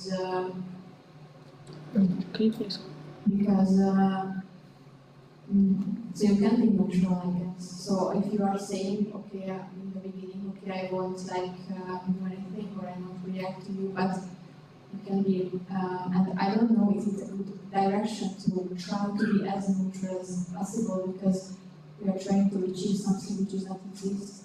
And I guess you can be really unethical with an ethical equipment in your hands, and you can be really ethical without an operation because it's in you. So on the field it depends on you, not committing and everything. And but is it even ethical to go there, get some information, and after you are doing a PhD of them, what they are getting? And we have those dilemma, that's why I'm saying like this. But I guess if you are sharing yourself with them, maybe you can get more reach with them. But I know how the one that's what I want to do. That's really frustrating and really frustrating. Like, which way should the science go? Like, but if you are reading some anthropology and going to that direction, not like a side project where you can help. Very short section. I agree with that. And you usually strong suggest to not start from the interview at the beginning of the work and not start with the question, because you have to all the ideas clear before to make an interview. So I suggest to start with. And always I suggest... I'm not sure I understood what you meant. Could you please come again in a different way? Yeah, to wait to make the interview, to think over the question, what you want to explore, what you okay, understood. Some pretext. To analyze and some pretext.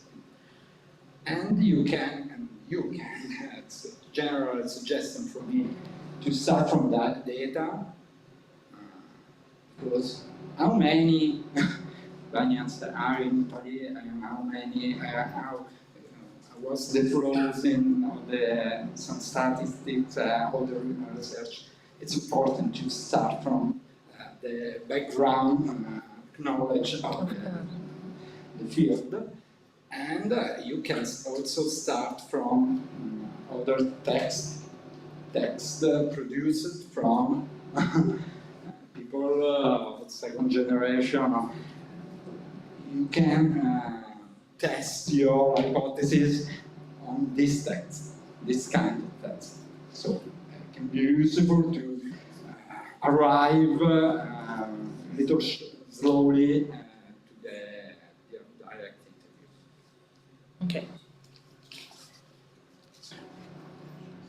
If I may start from the last point made by Professor Binotto, I did not really come across a lot of literature from second generation, not really. Maybe from researchers like Italian researchers from several generations, but second generations.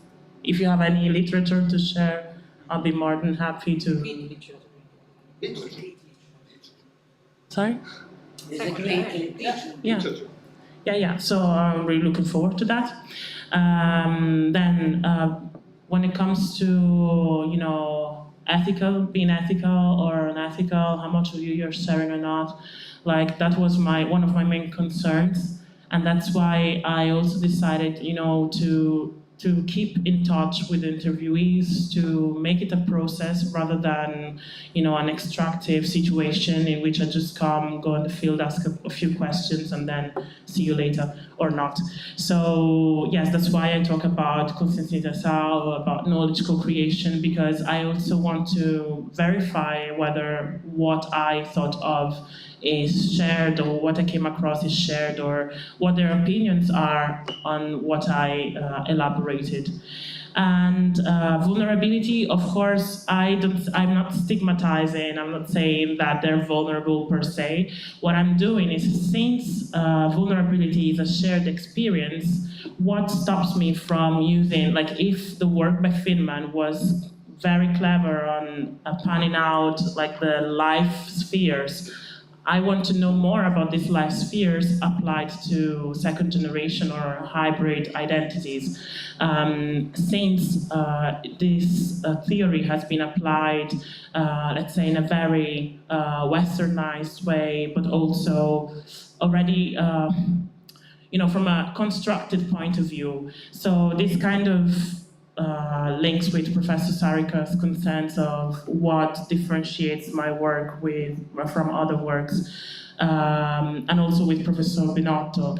I, so far, have not come across that much of a literature produced by Italian second generation researchers, and also the answers I have been given so far, because I've already applied my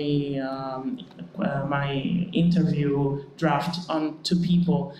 I've seen that I'm receiving different answers, so I think it's it's not groundbreaking, of course. I don't know how many of us are really groundbreaking in the field that we are researching. But at the same time, I think you can get different answers from a different person posing the question. So this is my belief, and this is what I've been kind of saying so far. So that's also why I introduced as a last question, how do they see me as a researcher? What do they see? Because that's also another way to understand power structures and what the expectations are towards what's knowledge, what's considered to be knowledge in general. Then it's quite long. Yes, the first questions, yes, they're very open, kind of open. And actually that was the purpose, like trying to be as open as possible. Like, I know Professor Peruzzi says, if you talk about the future, you're already problematizing the future, right? But not necessarily. I mean, problematizing is also what we expect. Yeah. Okay, I'm still at the second interview, so I can still move it. But that was very interesting because I got both positive sides, but also downsides. So the answers I've been receiving, they're not what I expected, not totally what I expected, of course. But like when you ask someone what they think about the future, they might raise both concerns, but also hopes. So that's what I was trying to get to.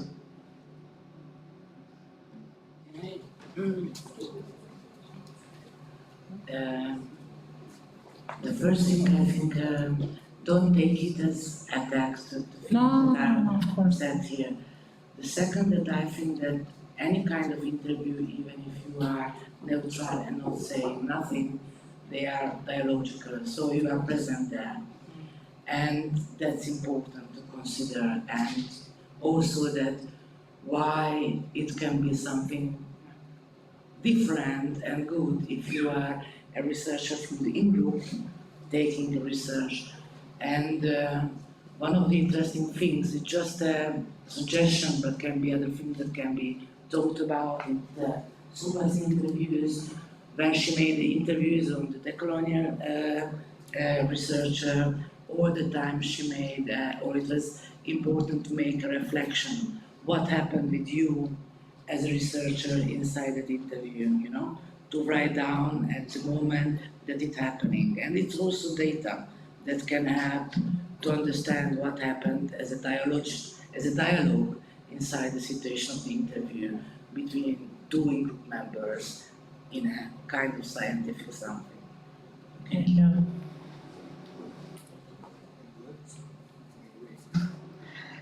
Okay, thank you. Thank you.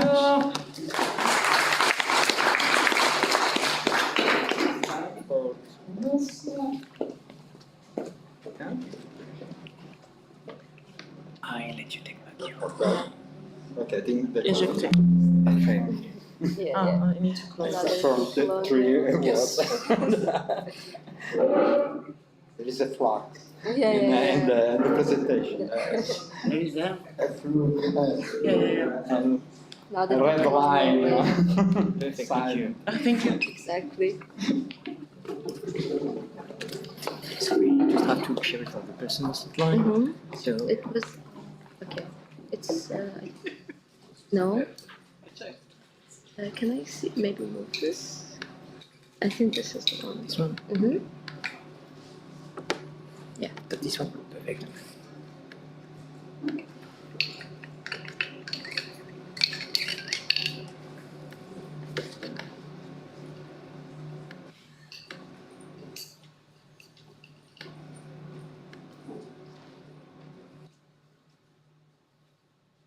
Is it possible to not have the presentation view?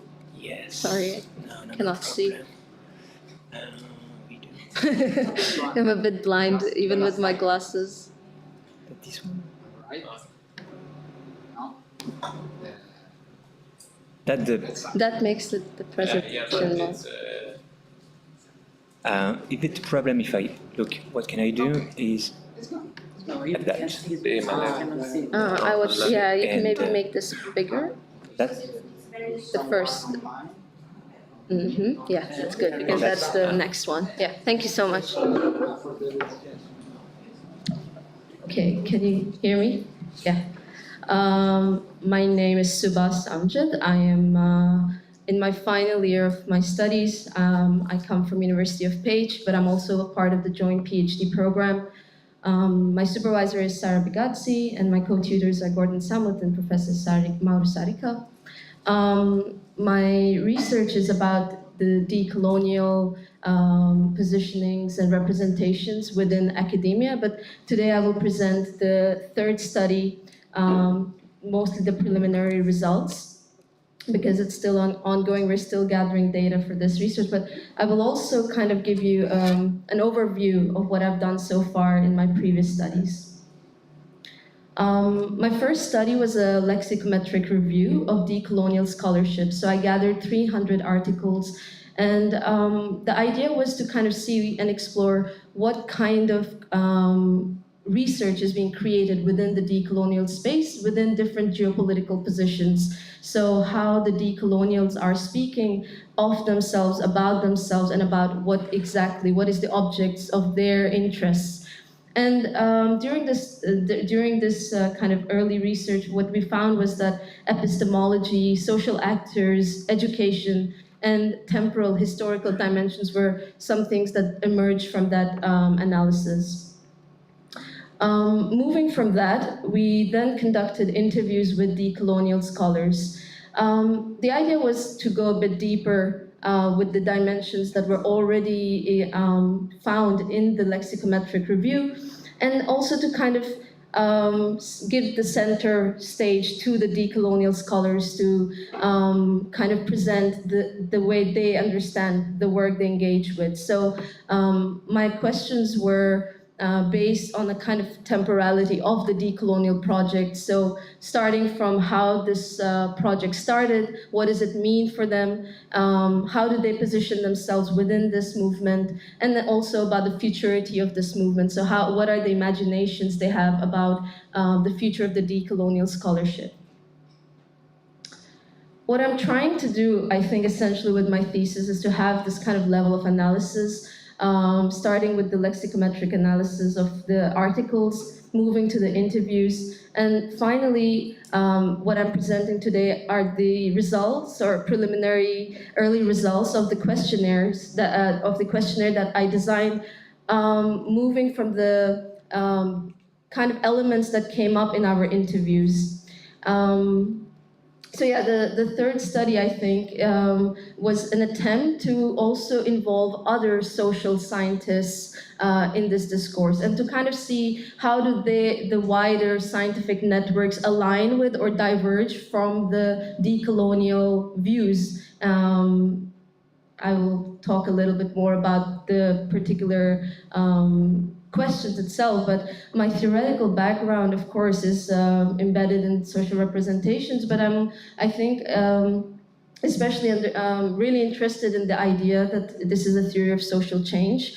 And when we talk about social change, I will go back a bit, but I think this is where I think decoloniality for me enters into this conversation, is because the decolonial project is a practice of that said social change. So I think kind of taking inspiration from each other, these two theories, these two movements can really benefit from one another, because where social representation kind of offers us that grammar, the tools to investigate these representations, decoloniality offers us the methods, the practices that can really engage us in a way that can make this scientific space a bit more, not inclusive, because I think they're already part of this, but it gives them the representation that is honest to them.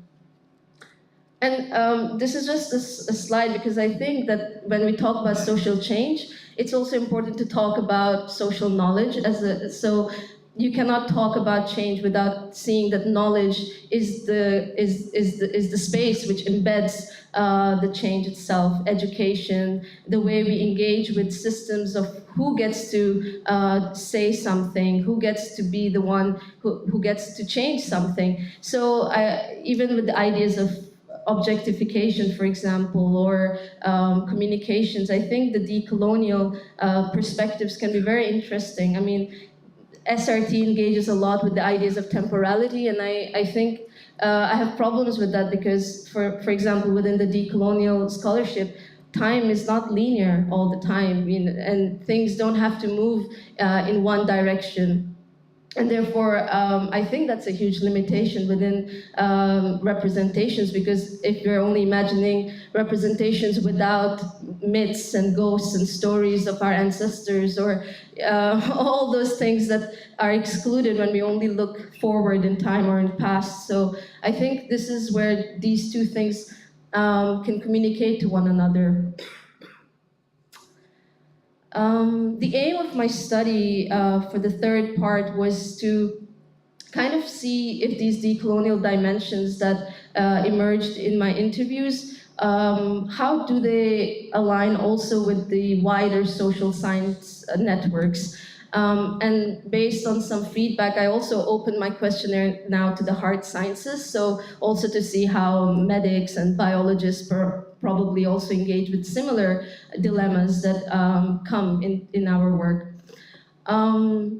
And also, I think an important part of this questionnaire was also to create it as a form of activism in itself. So the questionnaire was designed in a way for them to engage with certain questions, to make them think, to make them reflect on certain points maybe that they didn't, because I have a huge open-ended section as well. And it was very interesting because there's a question about positionality. How do you position yourself? And there was a scholar who wrote, I don't know what you mean by that. I don't understand. What does it mean, positions? And this was a, I think, 56-year-old professor in psychology.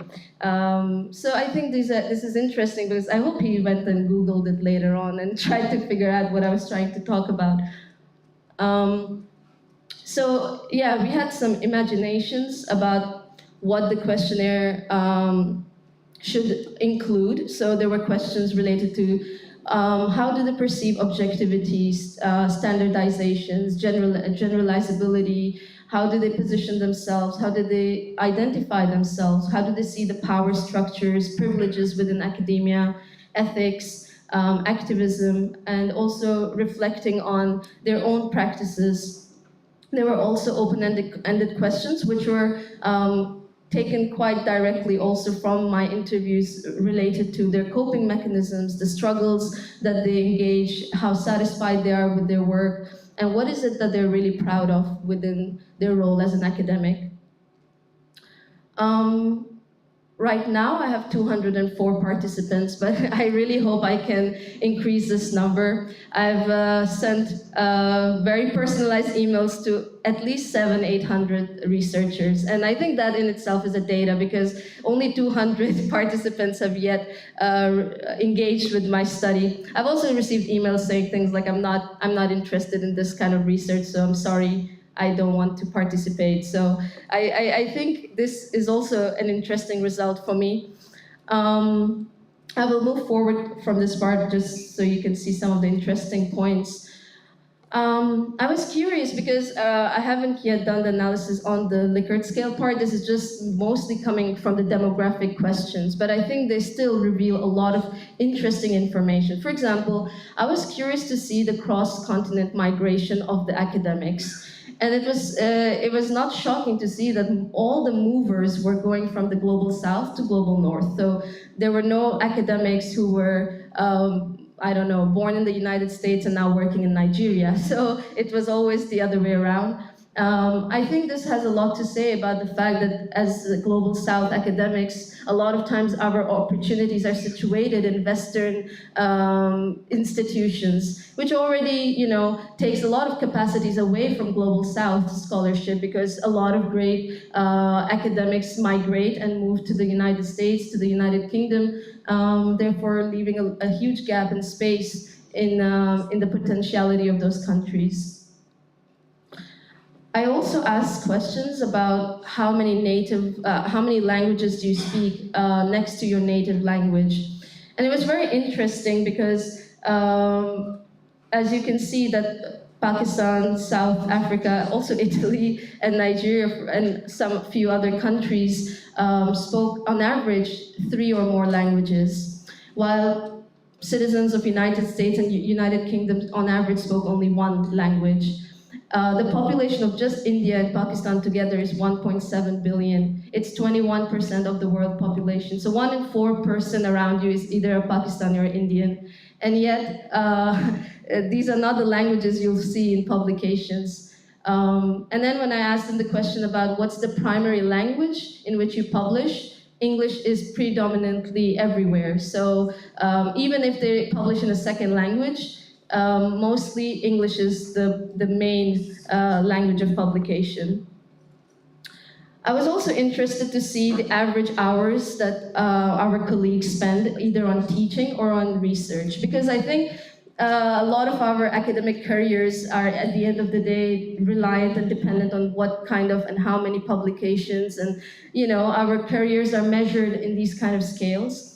And as you can see that in Global North, most of their time is spent on research and very little time is spent on teaching. But if you compare it to even Eastern Europe and Global South, you will see that the pink scales totally pivot, and the teaching is much more heavy on these institutions than research. And it's because research opportunities, grant opportunities are not so available in the Global South nations. And therefore, teaching is the only way that they can make money, they can survive, and therefore, they can maybe never reach that kind of academic achievement compared to their Western white colleagues. I also asked some questions about their workload, how valued they feel in their work, and how satisfied they are with the kind of research they're producing. And I sorted this according to the years of experience within academia. You can see that they start quite hopeful in the beginning, but on average, everyone is, it was out of a scale of 10, a scale of 7. So 4 is quite in the middle, and most of them demonstrate that they don't really feel that valued in their workspace, and they're also not so satisfied. But you do see a peak in the academics who spend over 30 years within academia. I think it's maybe something retrospective, like the Erickson's theory. You look back and you're maybe a bit more proud of the work you've done. But it was kind of sad for me to see that a lot of academics don't feel so appreciated or valued in the work that they're doing right now. And this was consistent throughout all kinds of demographics, so it didn't matter the Global South or Global North orientation.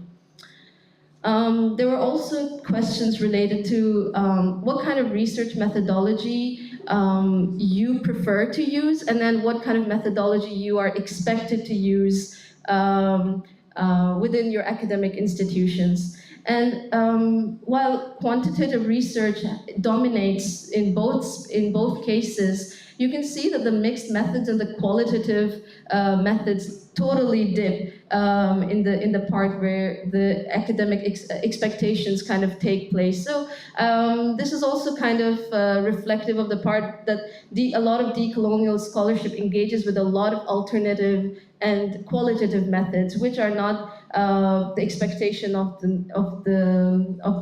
academic journal criterias. I think this is a bit changing now, but still, it was an interesting result to see the desires of the academic and then the expectations that they need to kind of conform themselves to. I will quickly go over this. I don't have a lot of time, but this is just the first results with my Likert scale part of my questions to see what kind of factors emerged. There was the relationship between the researcher and the researched. These questions were related with if the researcher feels themselves as an active part of the research, if they feel that their positions are an important thing in the kind of research they're making. There were questions related to subjectivity and objectivity, so there were items that were asking them that research should always be objective, research should be something generalizable, research should be something that should be if there should be transparency in it. There were also questions related to economics and inequalities, so questions related to fundings, if they think that this fundings can regulate a lot of times research agendas.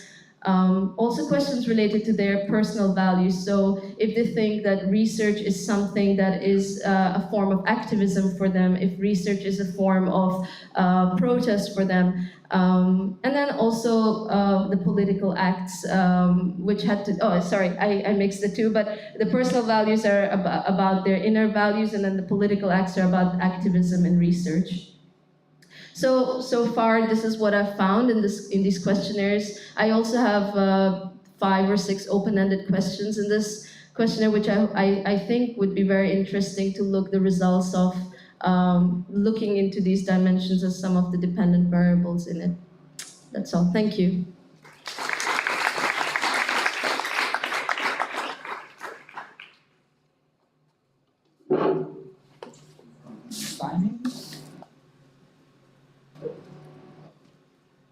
I have just a comment to say that I would like to see the final result. No, also thinking in terms of minority influence to a certain extent, no? Because you have the voice of the people who have been trying to push it, and we have people who are really critical about their own narrative. And so I'm curious to see which kind of dimension have been endorsed or not. So yeah, that's it. Thank you.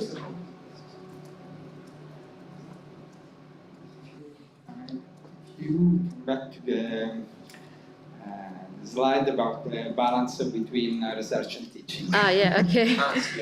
Yeah, for our experience, I think the nationality is not the only intriguing perspective, because I think the age or the situation in the career is changing a lot. Because in our experience, we have to know this. No, and also some elements are missing, like administrative work and what is called the third mission, looking for fun. It would have been nice to have more categories, but now it's... Yeah, it's done. It might depend where you're working. But in France, for example, I think if you're working in a French university, it's very more vast, I guess. So I think there's something like people just saying how much hours they are in front of the students, for example. But if you are in the CNS, for example, you mostly do not have teaching hours, and probably a lot of these kind of colleagues have also time to answer your question. So it might also be, no, I'm assembling clearly. I would try to put this kind of more qualitative aspect to this. But it's, I had another comment on the, I think it's the next one. Yes, this one. I think it's really also interesting to see how they are satisfied, and we are not, almost, we are very young in this room. And probably this is also a kind of cohort effect, so that previous generation was socially valued as a researcher and so on, at least in France.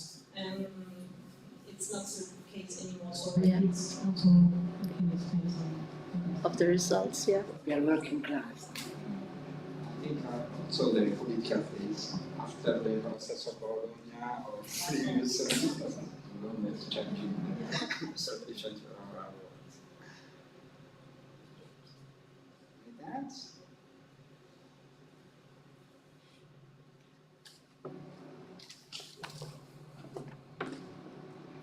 Thank you. So, for me, especially your results on publicating on mostly in English and migrating from the different areas of the world, Yeah, so it was so interesting for me because yes, it's really important from the question of power relations as well, but also for cultural patterns in research. For me, like, it's connected to what kind of methods we use. We try to concentrate on generalizable data and ethnographic and more locally based, sometimes much more. So these kind of data are not much valued, and maybe this kind of cultural change might be interesting if, Yeah, I agree with you. I mean, I think it's it reveals a lot about not just the countries that we move to, but why do they move to those specific countries, but also like countries like Pakistan, where I'm from, and I can speak about Pakistani ideology or the way they think. There is a deep romanticism for the colonial past, in a sense of, like, that you should speak English in a good way, and the practices that are done by the white people are the good standard of being human.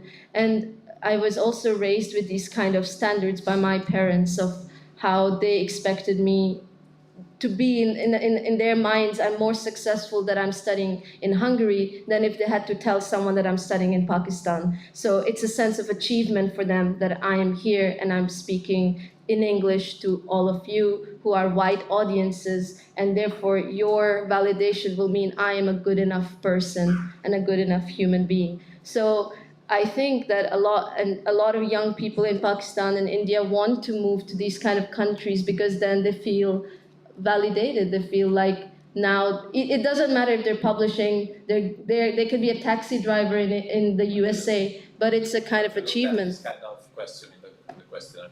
What kind of question? Like this. Why do you consider an achievement? But it's because I was inviting you to go to be concrete on the data that you have, to avoid thinking these things. Yeah.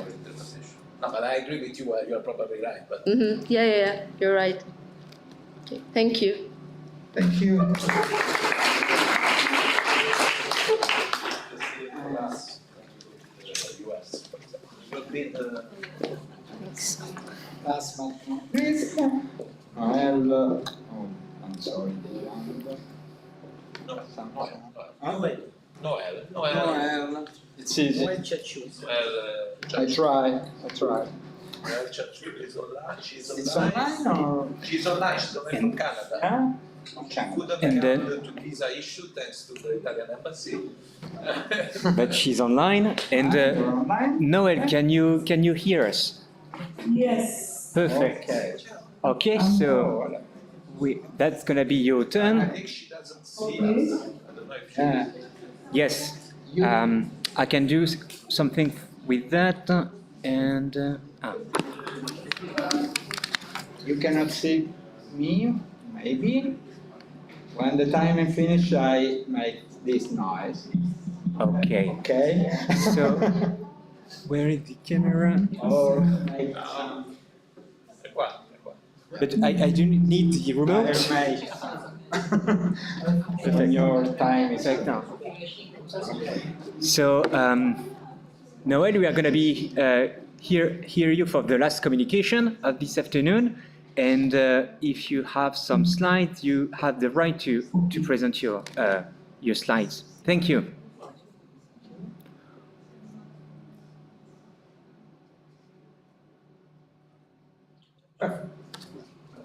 Good afternoon, everyone. My name is Noëlle Tchatchou. I'm a PhD candidate in social work at the University of Ottawa. Could you hear me, please? Yes, thank you, Noëlle. We can hear you, but your presentation is like not in full screen. If you... She can't hear. You have to unmute. Thank you, Noëlle. We can hear you, and we just like the thing. Your presentation is not like in the full screen. Oh, okay.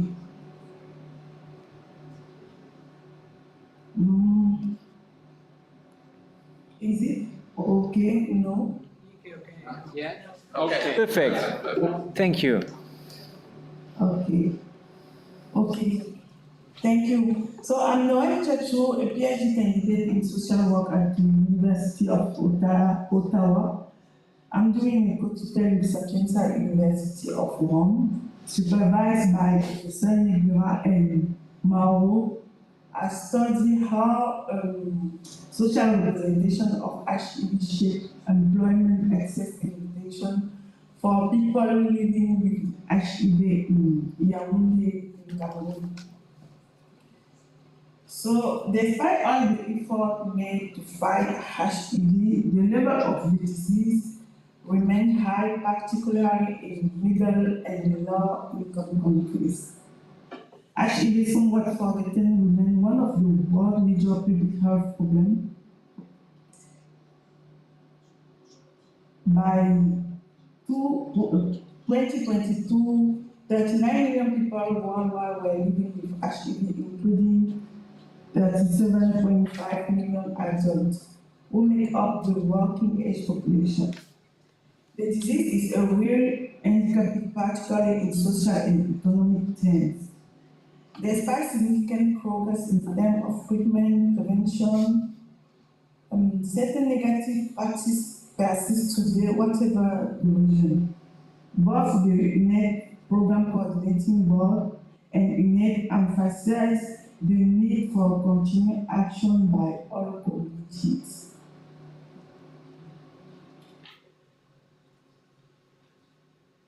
Even though HIV is not perceived as a chronic disease in Cameroon, people living with the infection continue to face stigmatization and other discomfort.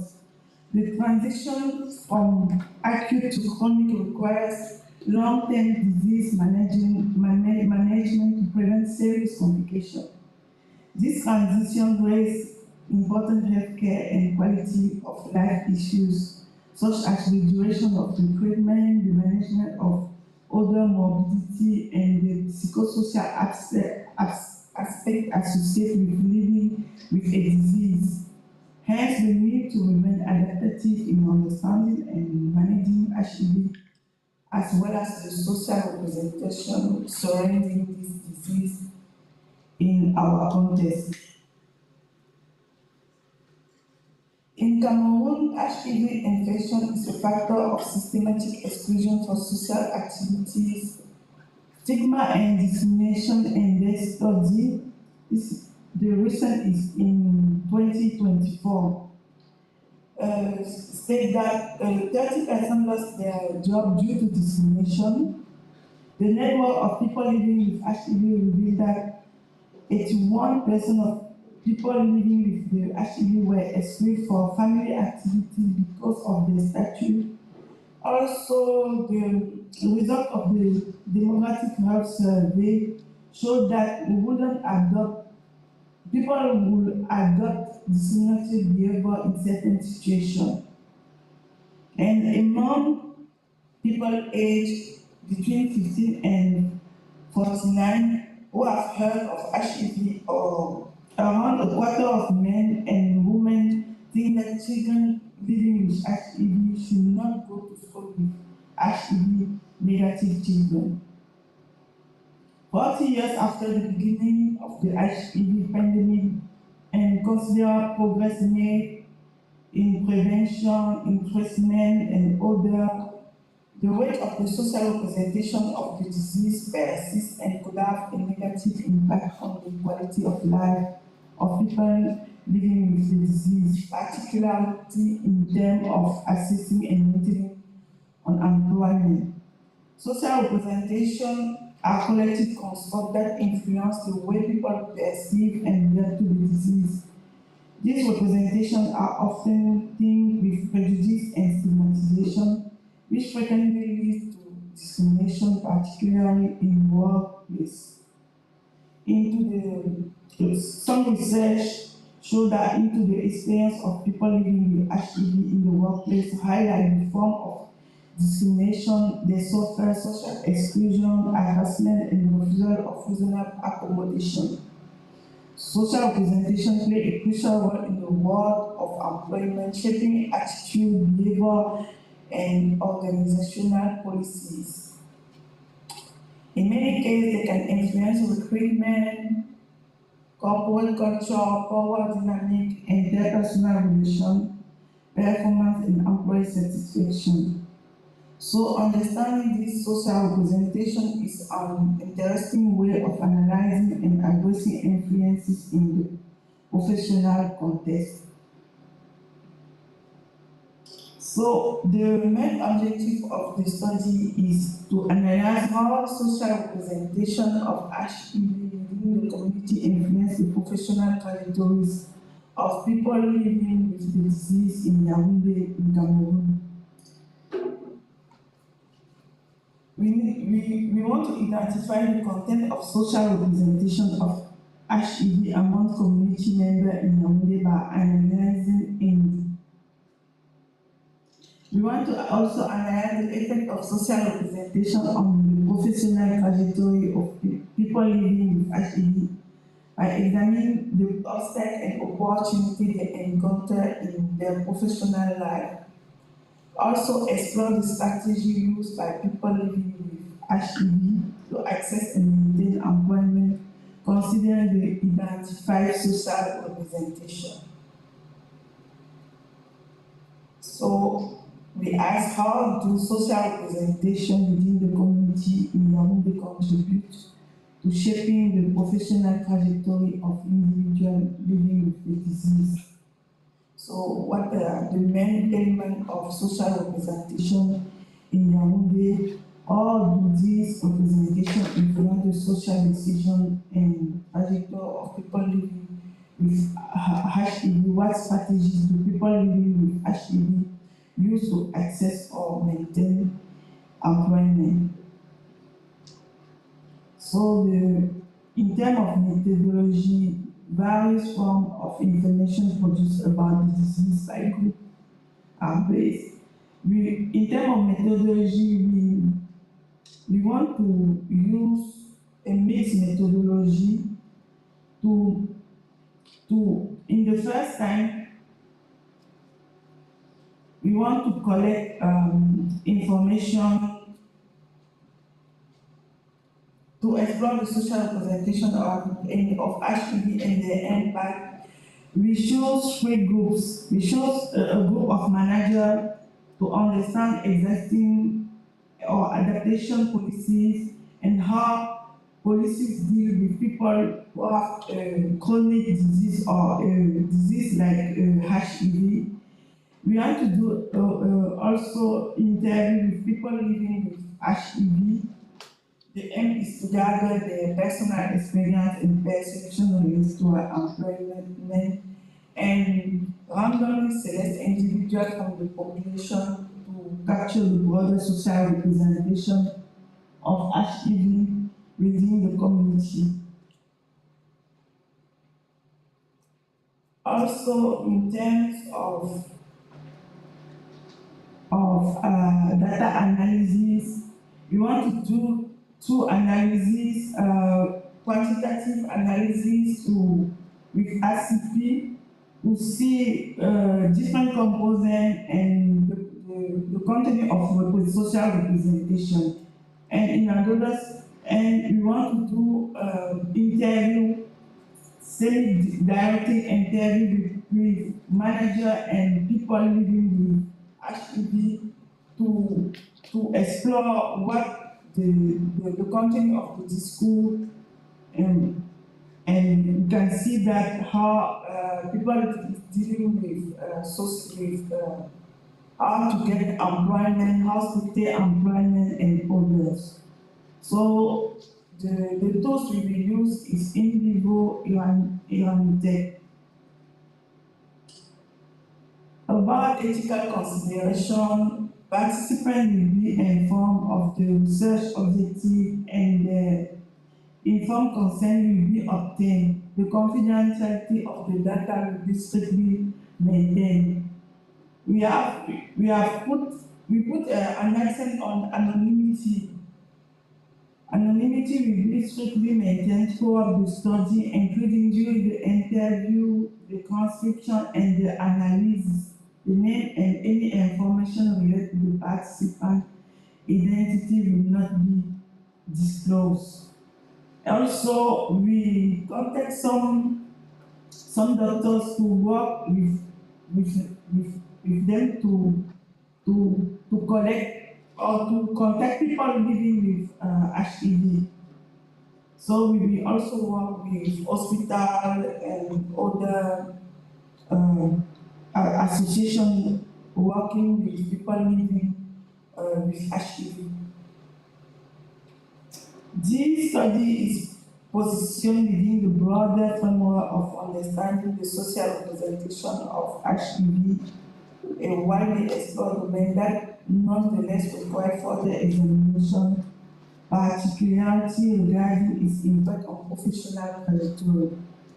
While numerous studies have addressed the stigma and discrimination faced by people living with HIV, few have specifically examined how social representation influence employment dynamic, particularly in Cameroonian context. By adopting the theory of social representation, this study provides insight into how collective perception shape behavior and impact the professional experience on individuals living with HIV. And in context, HIV remains a significant public health challenge in Cameroon, where people living with the disease often experience multiple forms of discrimination. So by highlighting employment-related challenges and adaptive strategy of individuals living with HIV, this research can contribute to the development of more inclusive policies and increase awareness among employer and policies makers. Thank you.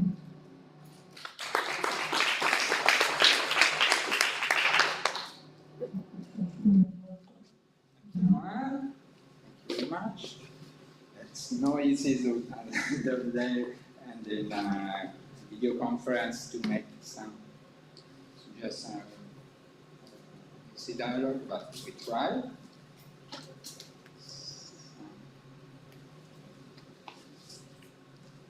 Sorry, I didn't understand. What? Okay. Can you hear me? Can you hear us? The micro is off. Oh, no, it's open. I just turned it. Maybe. Can you hear me? Noëlle? Yes, now, yes. I'm sitting Cairo because I guess you cannot see who's talking.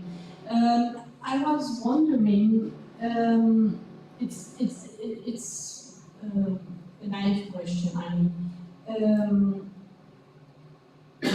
do employers know that people have HIV or not? Maybe, because I mean, maybe the first strategy is just to not talk about, to keep the secret. And so I was wondering how you plan to face this methodological challenge then.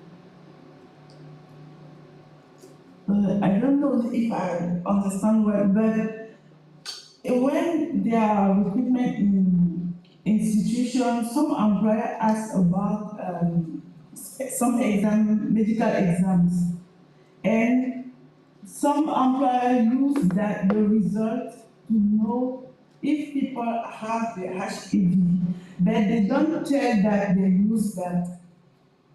So we want to question policies, not only by employer, but also person of human resource, because sometimes they know, that's why we want to interview with them, to know how they manage and how they know that people have HIV, why they select people if they know that people have HIV. They don't mention that they use medical exams. This is not correct. Sometimes some employees did that. And it is after that the people living with the HIV knows that they use a medical record. So we have some questions to ask them. I'm not sure that they will respond, but we want to question the practice and see how policy in institution is managed that way, or that problem.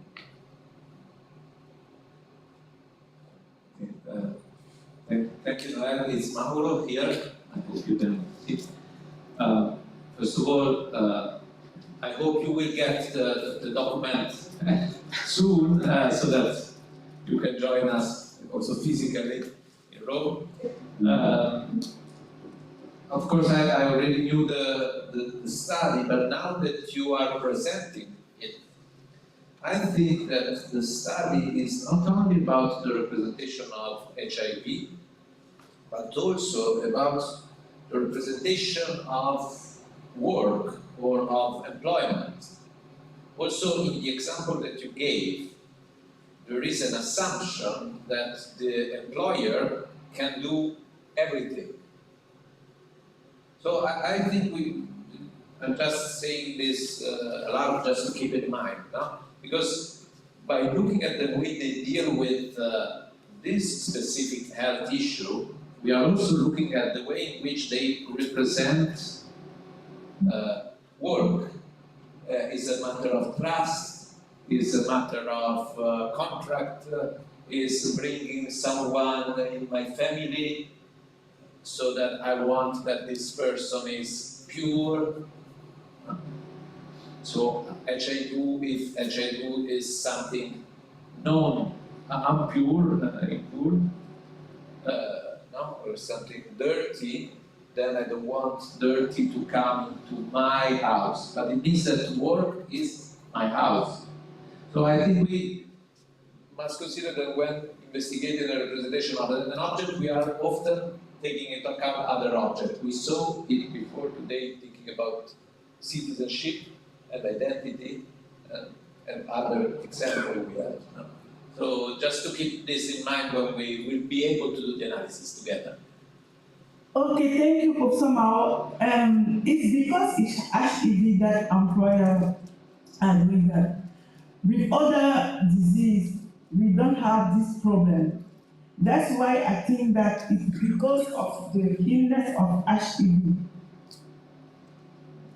Sometimes we saw that some people have cancer, have other chronic disease, but we don't go to the record of the people to see what is the problem. When we do medical exam, is to have to know if person has HIV, not others disease. That's why I'm thinking that it is about social representation or the imaginary of the HIV in the mind of people that they are doing like this. But yes, I think also that we have maybe a social representation of work also. That's one. Yes, yeah, I can consider that also. Thank you.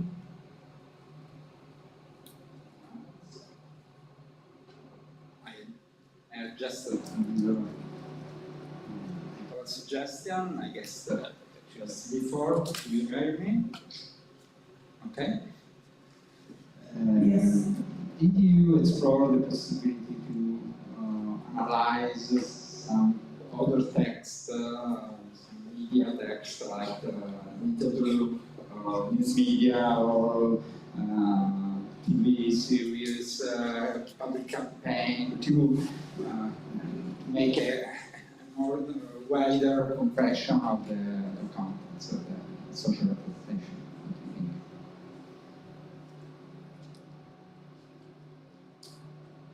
I didn't understand, sorry. Did you hear me? Okay. Did you explore the possibility to analyze other text, media text, in particular communication? Oh, media text. Oh. Yeah, news media or literature or movies? I just want to use to analyze policies in institutions, not really media tests.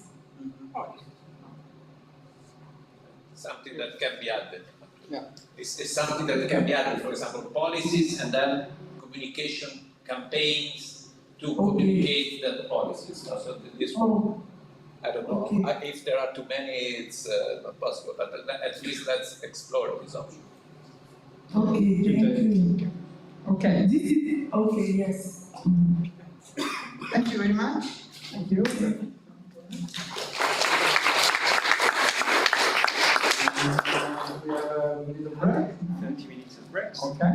20 minutes. 20 minutes of oxygen. Breaks of oxygen, of course. And at 5, we will have the pleasure to listen to Nnodi for the last presentation of today. Thank you. Thank you. Thank you, Noëlle. Thank you, Noëlle. Sorry for all the noises and other, sorry.